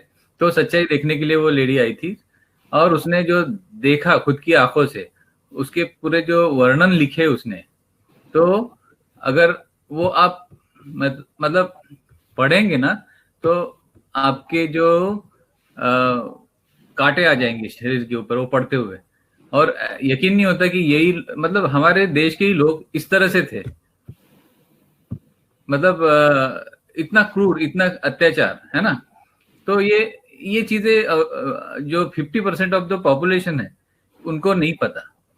तो ये किताब आई विल रिकमेंड कि ये किताब भी आप सर्कुलेशन में डालें या फिर उसके जो हाईलाइटिंग फीचर्स है वो डालें, और उनको पता चलना चाहिए कि ये अगर ये मॉडर्न कॉन्स्टिट्यूशन जो हमारा है ये बहुत मॉडर्न और एक बहुत शक्तिशाली चीज है, उसको इस तरह से इग्नोर करेंगे, इस तरह से अगर वो एक तुच्छता से देखेंगे तो उनकी हालत क्या होने वाली है। क्योंकि एक तो ये ऑप्शन है इसके सहारे चलो, या फिर जो है आपको जो चीज अच्छी लगती है वो करो, फिर लेकिन उसमें आपकी हालत देख लो कि कैसी हालत होने वाली है, और ये होगी। तो ये किताब मैं रिकमेंड करूंगा कि उनको आप थोड़ा पढ़ाएं, क्योंकि एक बार आईना दिख जाए कि क्या हाल होते हैं तो ये है। तो एक जी है ना, एक 50% पॉपुलेशन को मोटिवेट करना बहुत जरूरी है। जी जी जी। जी, फिर मैं चाहता हूँ कि आप सब भी उसमें कुछ एडिशन करें। ये मेरे दिमाग में आया तो मैंने आपके जी साथ शेयर किया ये चीजें। धन्यवाद। जी धन्यवाद। जी जी, आपके साथ मैं और ऐड कर देता हूँ कि ज़्यादा जो महिलाएं जिन्हें मालूम नहीं है, ज़्यादा दिन जाने की ज़रूरत नहीं है। भारत देश 1947 में आज़ाद हो गया था और 49 में संविधान बन के तैयार हो गया था, 50 में लागू भी हो गया था। हमारे पास हाथों में 50 में संविधान थे, लेकिन 50 में महिलाओं की स्थिति नहीं थी। तो संविधान में जो बाबा साहब चाहते थे जो महिलाओं की स्थिति लाने के लिए, वो जो हिंदू कोड बिल था, वो हिंदू कोड बिल को पास होने में 55 तक लगे हैं। तो 55 तक तो पास ही होने में लगे हैं। तो 50 में संविधान में हाथ में आने के बाद भी महिलाओं की स्थिति जैसी थी वैसी ही थी। जब 55 में पास हुआ है तो 56-57 से ही महिलाओं की स्थिति के बारे में जो है सो सोचना शुरुआत हुआ था। 5 साल तो सिर्फ पास होने में लग गए। तो ये कह सकते हैं कि 60 के बाद ही जो है सो महिलाओं की स्थिति जो है सो सुधरने के नाम लिए हैं। ठीक है, तो ये कितने साल हो गए? ये मुश्किल से 60 से ये 40 और 20-60 साल हो रहे हैं। मुश्किल से 60 साल पहले महिलाएं अगर जाके देखें तो 55 में जो है ये भी अपने बाबा साहेब मरने से पहले वजूद की अपने जो है महिलाओं के लिए लड़ाई लड़ रहे थे और इनके हक अधिकार की लड़ाई लड़ रहे थे। पुरानी बात नहीं है। तो इन्हें हिंदू कोड बिल जरूर पढ़ना चाहिए। ये दूसरी बुक है। और तीसरी बुक जो कि जिनको कि ये संविधान से जिनको उदासीनता होती है, जो है सो उतारू हो जाते हैं अपने क्या बोलते हैं कि आर्म फोर्सेस लेकर के लाठी डंडे के ऊपर के कि जो है सो हम लोग संविधान को ये कर देंगे, तो ऐसे अपना लेंगे वैसे अपना लेंगे। तो उन्हें जो है सो बाबा साहेब के एक दूसरी बुक है कि Buddha and Karl Marx. Karl Marx जो है सो वो कम्युनिज्म की तरफ है और बुद्ध की जो बात है वो संवैधानिक है, वो वैज्ञानवाद है जिसमें कि मानवतावाद है। तो जिन्हें भी पढ़नी हो, बहुत ही पतली सी बुक है, इधर भी इंटरनेट पे मिल जाता है, Buddha and the Karl Marx. उसको जरूर पढ़े। उसके पढ़ने से आपको पता चल जाएगा कि हमें संविधान के रास्ते पे चलना है कि कम्युनिज्म पे रास्ते चलना। आपको कम्युनिज्म पे नहीं जाना है। हथियार उठाने की जरूरत सिर्फ आपको अपने डिफेंस के लिए है। आपको जो है सो कभी भी हथियार जो है सो संविधान बचाने के लिए जरूरत नहीं। संविधान के मामले से चलेंगे, संवैधानिक तरीके से चलेंगे तो आप 90% है, आपको जो है सो बचाने में कभी भी परेशानी नहीं होगी। तो हमें 90% को एकजुट करने की जरूरत है। ये मैं अपनी तरफ से ऐड कर दिया आपके इसमें बुक्स की नाम याद आए तो। बाकी अपने मेरे 2 वक्ता है, कुछ और ऐड करना चाहें तो अरहन साहब और आशीष जी सर। जी, मतलब ये जो बात कही है आपने लेनी जी, ये सही है। बेसिकली क्या है कि संविधान लागू होने के पहले 47 के पहले स्त्रियों की स्थिति और 47 के बाद में स्त्रियों की स्थिति, ये निश्चित तौर पर 2 कानूनों की तालमेल है बेसिकली। क्योंकि 1947 के पहले वैदिक संस्कृति के ग्रंथ, जैसे मैंने पहले बताया, वो इस्तेमाल उसका कानून चलता था और 49-50 के बाद में इंडियन कॉन्स्टिट्यूशन का ये चल रहा है। तो 47 आजाद, भारत देश आजाद होने के पहले वैदिक संस्कृति या वैदिक कानून, वैदिक ग्रंथों के कानून ही चलते थे। तो निश्चित तौर पर वैदिक ग्रंथों को अगर हम लोग ये देखते हैं तो उसमें स्त्रियों को शूद्र का दर्जा दिया गया है। अगर मतलब स्त्रियों को बेसिकली एक जो ये व्यवस्था है, व्यवस्था में सबसे नीचे रखा गया है। और ये नीचे रखने का तात्पर्य यही था कि जब ये व्यवस्था बनाने वाले जो लोग हैं, व्यवस्था बनाने वाले लोग जब बाहर से आए तो वो अपने स्त्रियों को लेकर नहीं आए थे। और ये वो उन्होंने व्यवस्था में जब बनाई तब यहाँ के स्त्रियों को ही उनके सामने थी। तो चूंकि उनकी अपनी स्त्रियां नहीं थी, इसलिए स्त्रियों को उन्होंने, ब्राह्मणों ने, इवन ब्राह्मणी जो स्त्रियां है उनको भी अपने स्थान पर, अपने मतलब समांतर में नहीं रखा, है ना। तो निश्चित तौर पर अगर उनको शूद्र वर्ण के जो अधिकार थे वही स्त्रियों के भी अधिकार थे, मतलब सभी अधिकारों से वंचित थे। और 50 के बाद में हम लोग देखते हैं कि उनको एक समानता का अधिकार दिया गया, मतलब वो एक पुरुष के एकदम पैरेलली बराबर जितने अधिकार पुरुष के, उससे सेम अधिकार स्त्रियों को भी रखे गए। तो निश्चित तौर पर ये दोनों जो व्यवस्था है, ये दोनों व्यवस्था में स्त्रियों का स्थान, इसके ऊपर अगर हम निरंतर चिंतन और मनन करते हैं और लोगों को समझाते हैं, स्त्रियों, खासतौर से स्त्रियों को समझाते हैं, तो निश्चित तौर पर आपने जैसे कहा कि ये 50% जो फोर्स है ये एक रिवॉल्यूशनरी फोर्स बन सकती है। और उनकी जो क्योंकि बेसिकली स्त्रियां ही ये सारा आज का जो कल्चर है या सारे जनरेशन का जो कल्चर है वो उसमें एक अहम भूमिका निभाती है। तो निश्चित तौर पर ये अगर एजुकेट हो जाती है और जैसे आप दोनों ने कहा कि जो बुक्स रिकमेंड की है वो बुक्स भी अगर वो पढ़ती है या उसके ऊपर कभी उनको खुद ही बोलने के लिए अगर हम लोग आमंत्रित करते हैं तो निश्चित तौर पर उनमें वो जागरूकता आ सकती है। वो प्रयास हमको जरूर करना चाहिए। धन्यवाद।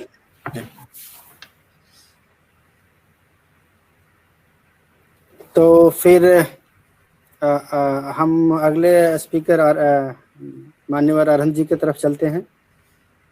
अरहंत जी, जो आप पॉलिटिकल सिनेरियो बताए थे, जो कंटेम्प्रेरी सिनेरियो जो है अभी हमारे सामने, जो हमारे देश की हालात है, जो हमारे मूल निवासियों की हालत है, तो उन सब के विषय में जो हमारे फंडामेंटल राइट्स है, safeguard of the fundamental rights है, सेफगार्ड ऑफ द कॉन्स्टिट्यूशन है, इन सभी को लेकर के जो है सो अपने देशवासियों के लिए, अपने व्यूअर्स के लिए जो है सो अपना मैसेज दें और इसको थोड़ा सा शॉर्ट में रखें। थोड़ा समय की कमी है, 5 मिनट में। जी बिल्कुल, मैं बहुत संक्षिप्त में अपनी बात को रखूंगा एज अ कंक्लूजन करके।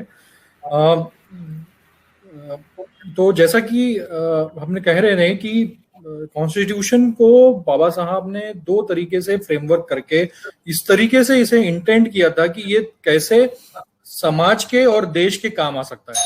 तो इसको 2 तरीके से कहने का मतलब ये है, एक है पॉलिटिकल डेमोक्रेसी, दूसरा है सोशल डेमोक्रेसी।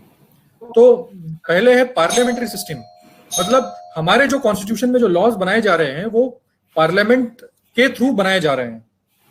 तो लेजिस्लेशन जो है इस पर जितना आप कहते हैं ना हमें कि पॉजिटिव तरीके के लोग और नेगेटिव तरीके के लोग, पॉजिटिव तरीके के लोग पॉजिटिव तरीके का लेजिस्लेशन बनाएंगे, लोगों के अच्छाई के लिए लेजिस्लेशन बनाएंगे।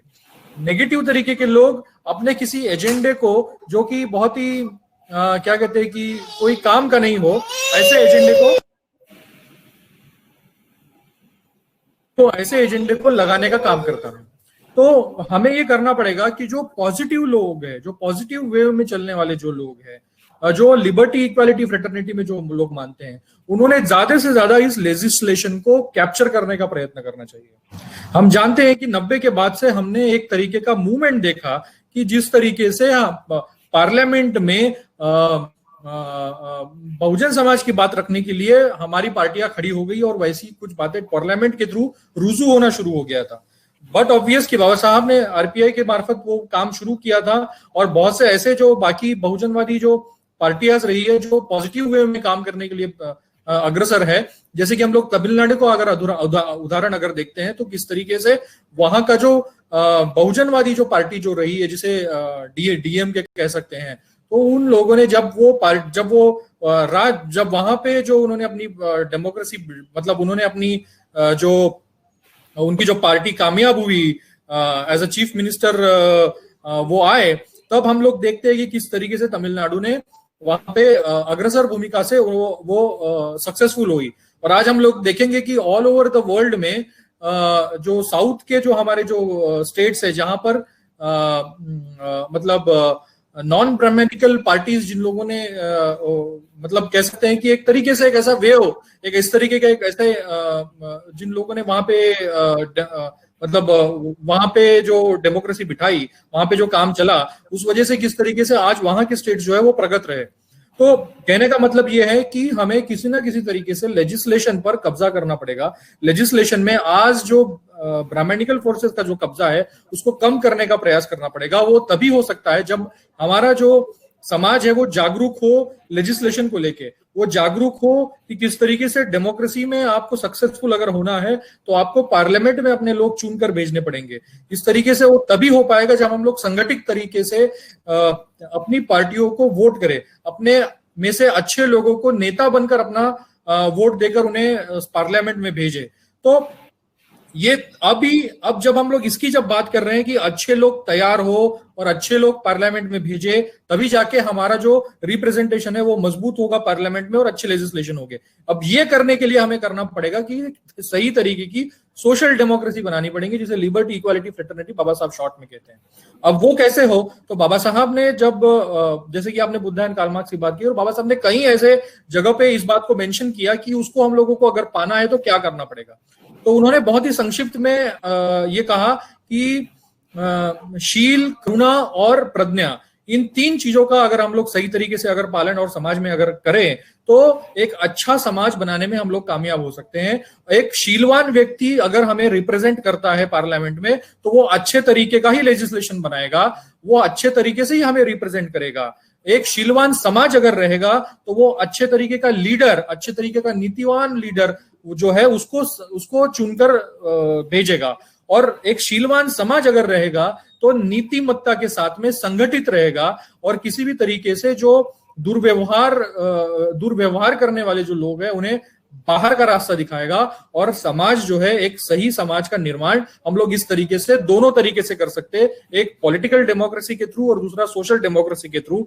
यदि एट द मोमेंट हम लोग पॉलिटिकल डेमोक्रेसी में सक्सेसफुल नहीं हो पा रहे हैं, हम लोग लेजिस्लेशन में सक्सेसफुल नहीं हो पा रहे हैं, तो कम से कम हम लोग जो सोशल डेमोक्रेसी का जो हमारा उद्देश्य है उसे ना भूले और हम लोग शील, करुणा और प्रज्ञा के माध्यम से समाज का निर्माण करते रहे। और एक ऐसा समय जरूर आएगा कि हम में से कुछ नीतिमत्ता लोग, कुछ नीतिवान लोग, संगठित लोग वो अपने कुछ अच्छे रिप्रेजेंटेटिव जो है वो पार्लियामेंट में भेज पाएंगा। तो हमें इस बात के लिए प्रयासरत करते रहना पड़ेगा और इन दोनों एंगल्स पे काम करते रहना पड़ेगा। Thank you. जी, बहुत ही अच्छी बात रखी आपने। और जो आपने कहा शायद बहुत से वक्ता इसे बहुत सुनने वाले जो लोग हैं यहाँ पे उससे सहमत भी होंगे कि हम लोग देख रहे हैं कि ये जो बाबा साहब ऐसा नहीं थे कि सिर्फ जो उनके नॉलेज थी सिर्फ उसी वजह से लोग उनसे डरते थे।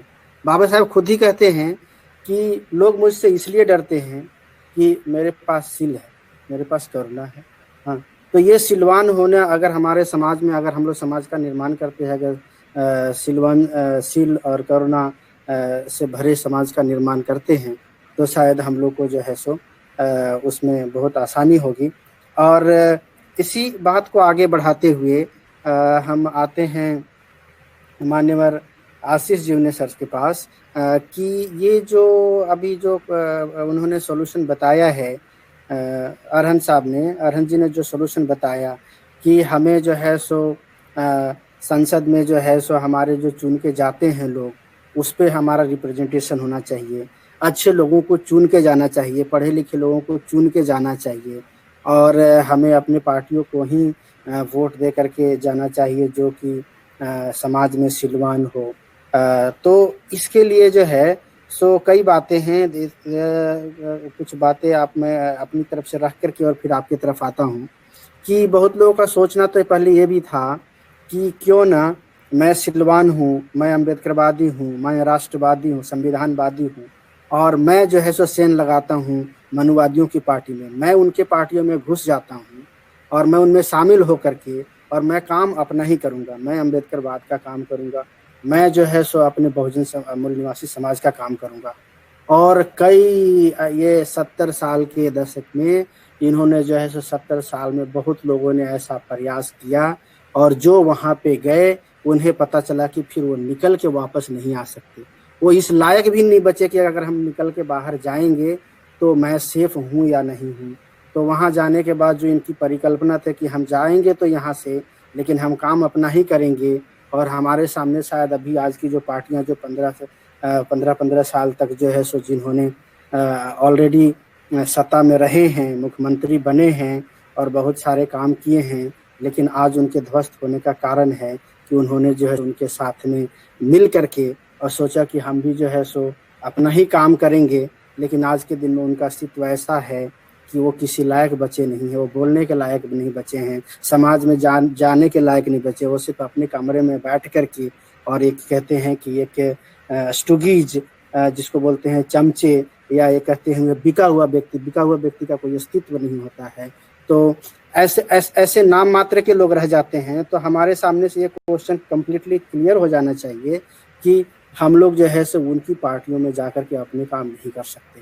अगर हमें कुछ करना है तो हमें खुद के पार्टी में ही रहनी होगी।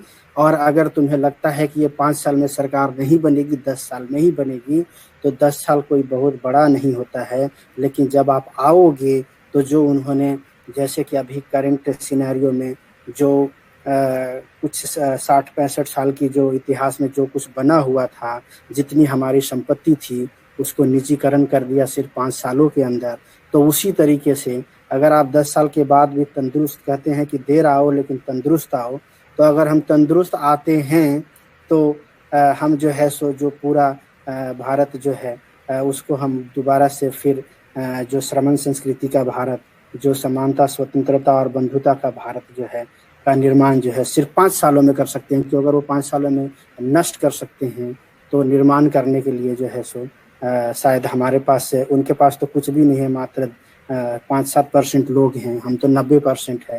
रातों रात जो है सो हम हर स्टेट में यूनिवर्सिटी खड़ा कर सकते हैं, रातों रात में हम यूनिवर्सिटी खड़ा कर सकते हैं, रातों रात में हम हॉस्पिटल खड़ा कर सकते हैं, रातों रात में जो है हमारी संसद भवन तैयार हो सकती है।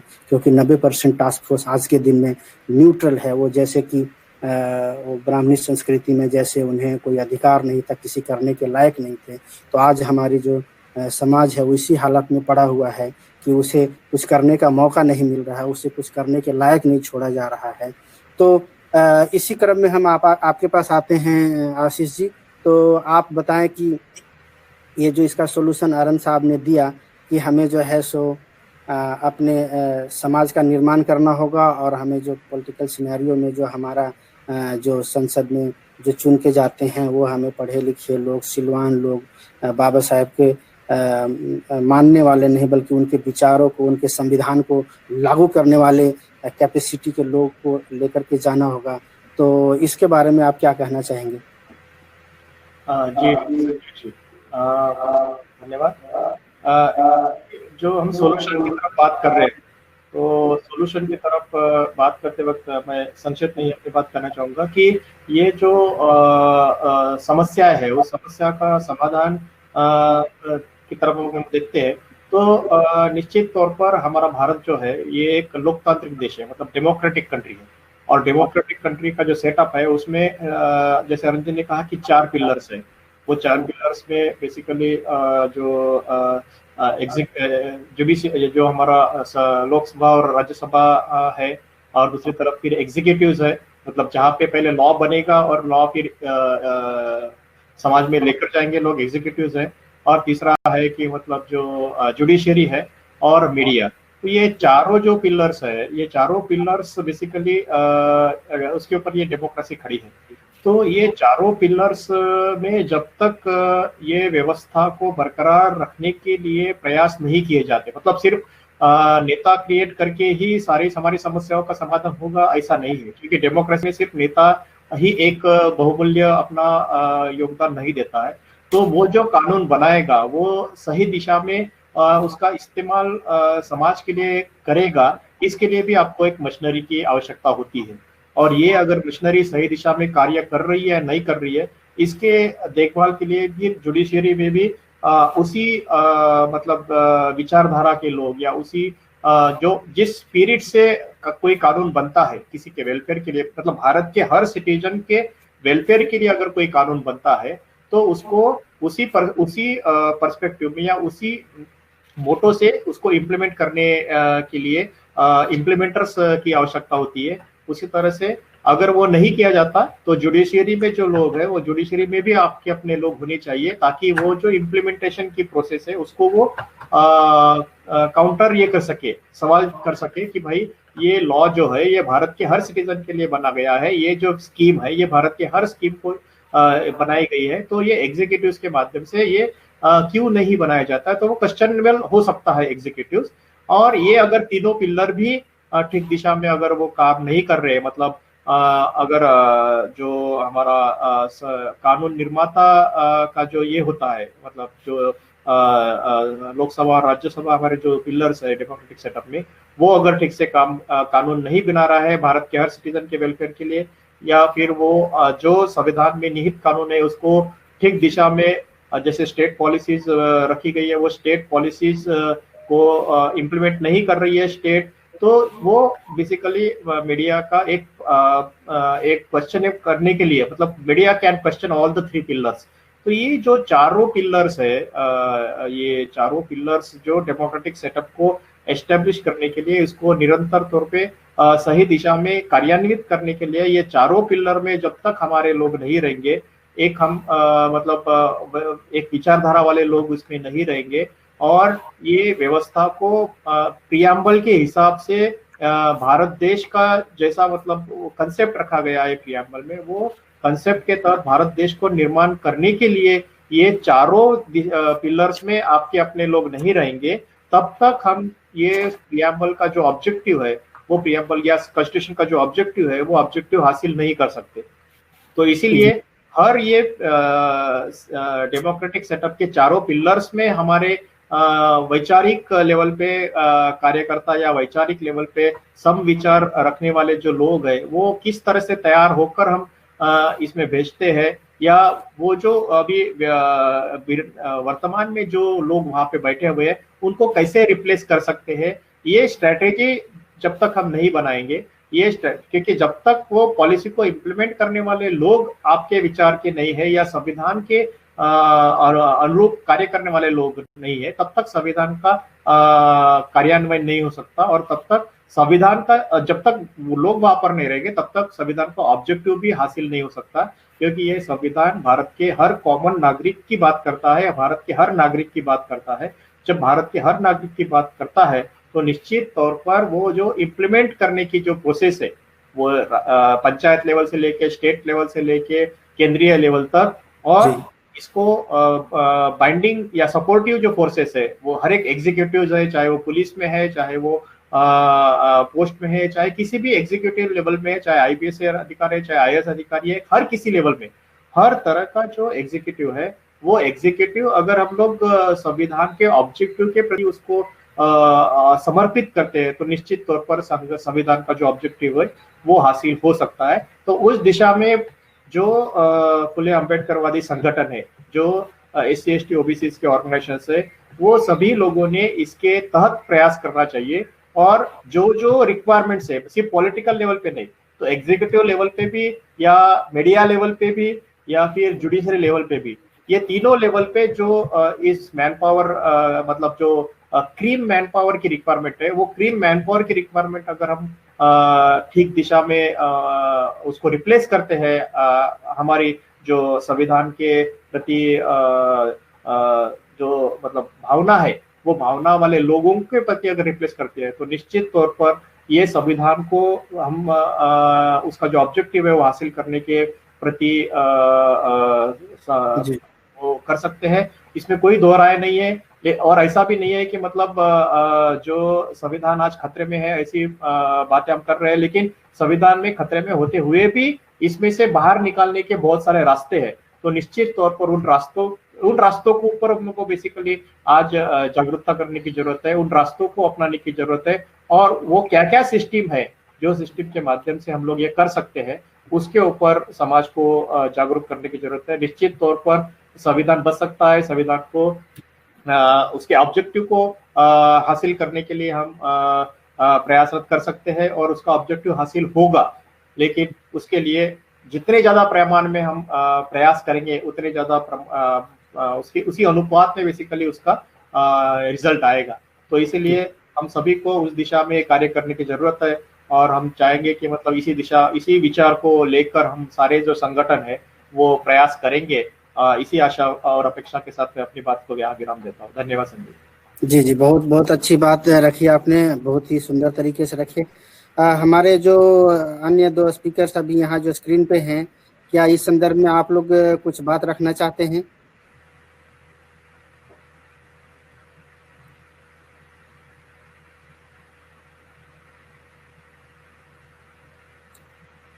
अगर ना कुछ रखने का है तो इसमें मैं थोड़ा सा ऐड करते हुए और फिर आज की जो डिस्कशन है उसको समाप्ति करेंगे। तो जैसा कि आशीष जी ने कहा कि ये जो है सो सिर्फ एक जगह किसी के होने से काम नहीं होगा, कि अगर हम सिर्फ जो है सो अपने लोगों को नेता बना दे, अपने लोगों को संसद में भेज दे तो शायद ये काम हो जाएगा, या फिर जो है सो अपने लोगों को कहीं डिस्ट्रिक्ट कोर्ट में बैठा दे तो काम हो जाएगा।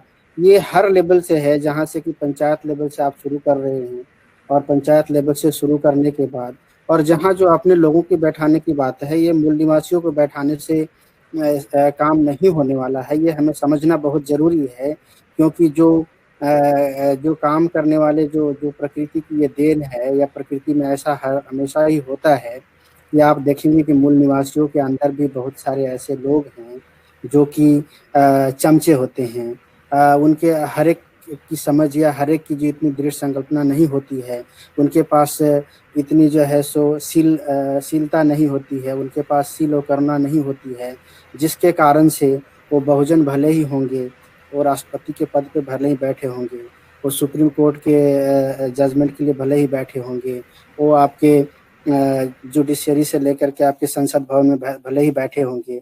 जैसा कि अभी देख रहे हैं बिहार में अभी सरकार बनी है, आप देख सकते हैं कि कितने सारे उसमें से बहुजन लोग हैं और विभिन्न वर्गों से, विभिन्न जातियों से लोग बैठाए गए हैं, लेकिन वो सब के सब जो है सो वहाँ पे विधानसभा में जा कर के वहाँ पे आवाजें नहीं उठा सकते हैं। वो अपने समाज में आएंगे तो समाज के लोग उनके पास अपनी समस्या लेके जाएंगे, तो वो अपनी जो है सो कमजोरियां ही बताएंगे कि मैं तो किसी लायक नहीं हूँ, मैं कुछ नहीं कर सकता, या फिर मेरे पास पावर नहीं है। तो इस तरह की बातें होती रहेगी। तो हमें जो है सो कहीं ना कहीं इस बात को भी दरकिनार करना होगा कि जो है सो मूल निवासी को बैठाने से काम नहीं चलेगा, बल्कि ऐसा मूल निवासी को बैठाओ जो बिकाऊ न हो, जो अपने आप को बेचे नहीं, जो है सो सिलवान हो, जो फुले अम्बेडकर विचारधारा से जो है सो प्रेरित हो, उन्हें जिन्होंने बाबा साहेब को पढ़ा हो, जिन्होंने हमारे महापुरुषों के रास्ते पे चलने के लिए संकल्प ली हो, जिनके समाज में रहने से ऐसा कुछ झलकता हो कि ये बंदा जो है सो नहीं बिक सकता है, या फिर ये किसी के चमचे बनने के लायक नहीं बनने को तैयार होगा। तो ऐसे लोगों को जब हम बैठाएंगे, और शायद ये इतना भी बड़ा कठिन काम नहीं है, क्योंकि इतने 100 करोड़ की जनसंख्या में कुछ जो है सो 1000, 2000 या 5000 लोगों को चुनना जो कि अपने आप को ना बेचे, जो अपने आप को चमचे ना बनाए, ऐसे लोग तो मुझे लगता है कि हजारों में नहीं बल्कि शायद लाख तक भी हम लोग पा सकते हैं, क्योंकि 1% भी अगर हम लोग लेते हैं तो 1 करोड़ लोग तो मिल ही जाएंगे। तो ऐसा नहीं है कि, लेकिन ये जो जागृति है ये हमें समाज में लेकर के जाना होगा, समाज को ये जागृत करना, क्योंकि समाज जो हमारा बटा हुआ है उसे अभी भी लगता है कि अगर हम मूल निवासी की सरकार बना लेंगे, अगर हम जो है सो व्यक्ति विशेष के पीछे जो भाग रहे, किसी व्यक्तियों के पीछे भागते रहेंगे तो हमारा कल्याण हो जाएगा। अरे पिछले 15, 20, 30 सालों में जब उनसे कल्याण नहीं हो पाया तो अब उनसे क्या कल्याण होगा। जो परिवारवादी लोग हैं, जो अपने जाने के बाद जो है सो अपने बच्चे को राजशाही तरीके से, अपने बेटे को बैठाना चाहते हैं उस पोस्ट पे, तो तुम उनसे लोकतंत्र की क्या आशा कर सकते हो, जिन्होंने आज तक महिलाओं के रिप्रेजेंटेटिव 50%, हम सब यहाँ पे कह रहे हैं कि महिलाओं की जनसंख्या 50% है, तो क्या 50% में से 2-3% महिलाएं हमारी PhD नहीं की हैं, क्या यूनिवर्सिटी में नहीं पढ़ी हैं, क्या पॉलिटिकल साइंस में नहीं पढ़ी हैं, उन्हें साइंस और मैथ नहीं आते क्या। तो अगर सब कुछ सामाजिक और यूनिवर्सिटी में पढ़े हुए ऐसे लोग हैं जो हमें 2-4 हजार लोग ही चाहिए, तो महिलाएं जब इतने हैं तो उन्हें महिलाओं को क्यों नहीं रिप्रेजेंटेशन दिया आज तक तुमने महिलाओं को अभी तक तो तुमने ढूंढ के क्यों नहीं लाए। वो हर जगह तुम्हारे बीच में ही रहती हैं, पर तुम उनसे डरते क्यों हो कि अगर हम उन्हें ले आते हैं तो हमारा अस्तित्व खुद ही खतरे में होगा।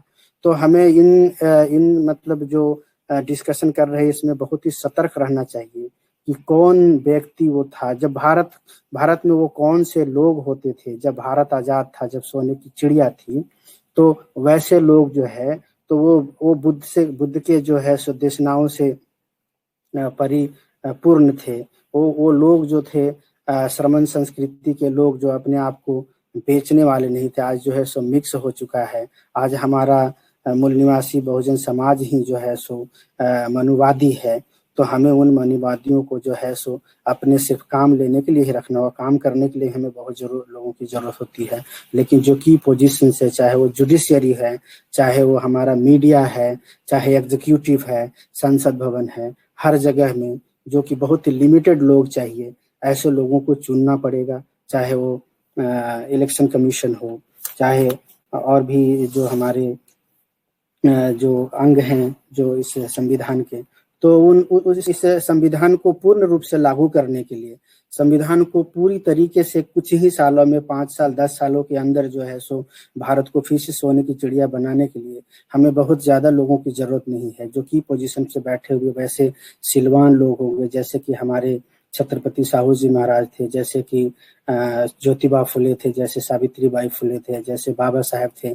ऐसे अगर कुछ लोगों को हम ढूंढ करके अपने संगठन में शामिल करते हैं, और बाकी जो लोग हैं वो तो जैसे हैं वैसे भी रहेंगे, लेकिन वो काम वैसे ही करेंगे। अगर हम एक उदाहरण के लिए दें तो हम लोग अभी जिस देश में रहते हैं, इस देश की स्थिति को देख लीजिए। यहाँ देश के हर कोने कोने से लोग आए हैं, और वही लोग हैं जो जिसको कहा जाता है कि दुष्ट हैं या जो भी है, या जो जैसे भी वहाँ पे रहते हैं। लेकिन इसकी क्या अच्छाई है? क्यों हम लोग इतना शांति प्रिय यहाँ पे रहते हैं? क्यों यहाँ पे इतनी भाईचारा है? क्यों यहाँ पे इतनी स्वतंत्रता है?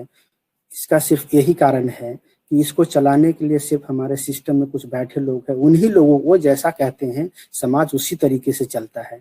समाज घर में क्या करता है, क्या खाता है, उससे बाहर में कुछ फर्क नहीं पड़ता है। उस हर एक आदमी की, व्यक्ति की पहनने की, रहने की, खाने की आज़ादी है, उसमें हमें किसी तरह का हस्तक्षेप नहीं करना चाहिए। तो इसलिए हमें लगता है कि हम जो समाज में ये जागृति फैलाएं, हमें लोगों तक ये बताएं कि तुम्हें किस लोगों को, तो कौन सी लोग भारत के सोने की चिड़िया फिर से बना सकते हैं, और कितने लोग, कैलकुलेटेड लोग, हमें कैलकुलेशन समाज में बता पाए कि कितने लोगों की जरूरत है। तो ये काम पूरा करना जो है सो इतना कठिन नहीं है। संविधान को बचाना इतना कठिन नहीं है, क्योंकि पूरे समाज के 90% जनसंख्या उधर ही जाएंगी जहाँ पे हमारे की पोस्ट में बैठे हुए लोग चाहेंगे। तो इसी के साथ जो है सो अरहंत जी अभी दिख नहीं रहे हैं। हम चाहते थे कि प्रोग्राम के समाप्ति के पहले एक जो है सो वीडियो चलाएं, और वीडियो चला करके प्रोग्राम की समाप्ति वीडियो रेडी है। अच्छा, वीडियो रेडी है, ओके। तो फिर हम यहीं पे फिर से अपने दर्शकों को, और जो भी बाद में इस वीडियो को देखेंगे, हम सबको, उनको एडवांस में हम जय भीम, जय भारत, जय संविधान कहते हैं। और यहाँ पे हमारे जो 3 स्पीकर्स है, आप सब भी अपने तरफ से सभी के लिए जय भीम कर दें। जय भीम। बहुत बहुत धन्यवाद कुमार संजय जी। जी, हम लोग वीडियो चला करके और इस कार्य की समाप्ति करेंगे।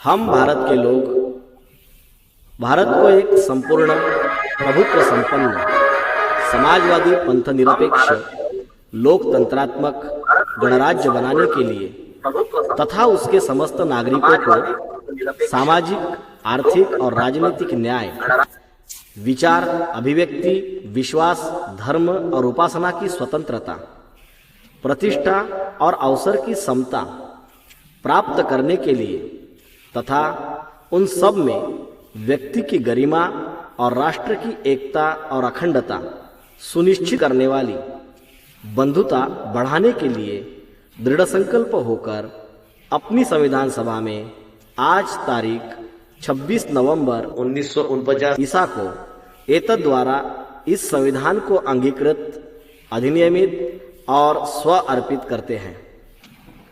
और डॉक्टर बाबा साहेब आम्बेडकर के कथनानुसार हमने 26 जनवरी 1950 को संविधान के साथ विसंगतिपूर्ण जीवन में प्रवेश किया। राजनीतिक समानता तो हमें मिली, किंतु हम अभी तक सामाजिक और आर्थिक समता स्थापित नहीं कर पाए हैं। इसलिए संविधान के उद्देश्य की जानकारी प्रत्येक नागरिक में हो, यही हमारे राष्ट्रीय गीत का प्रयास है।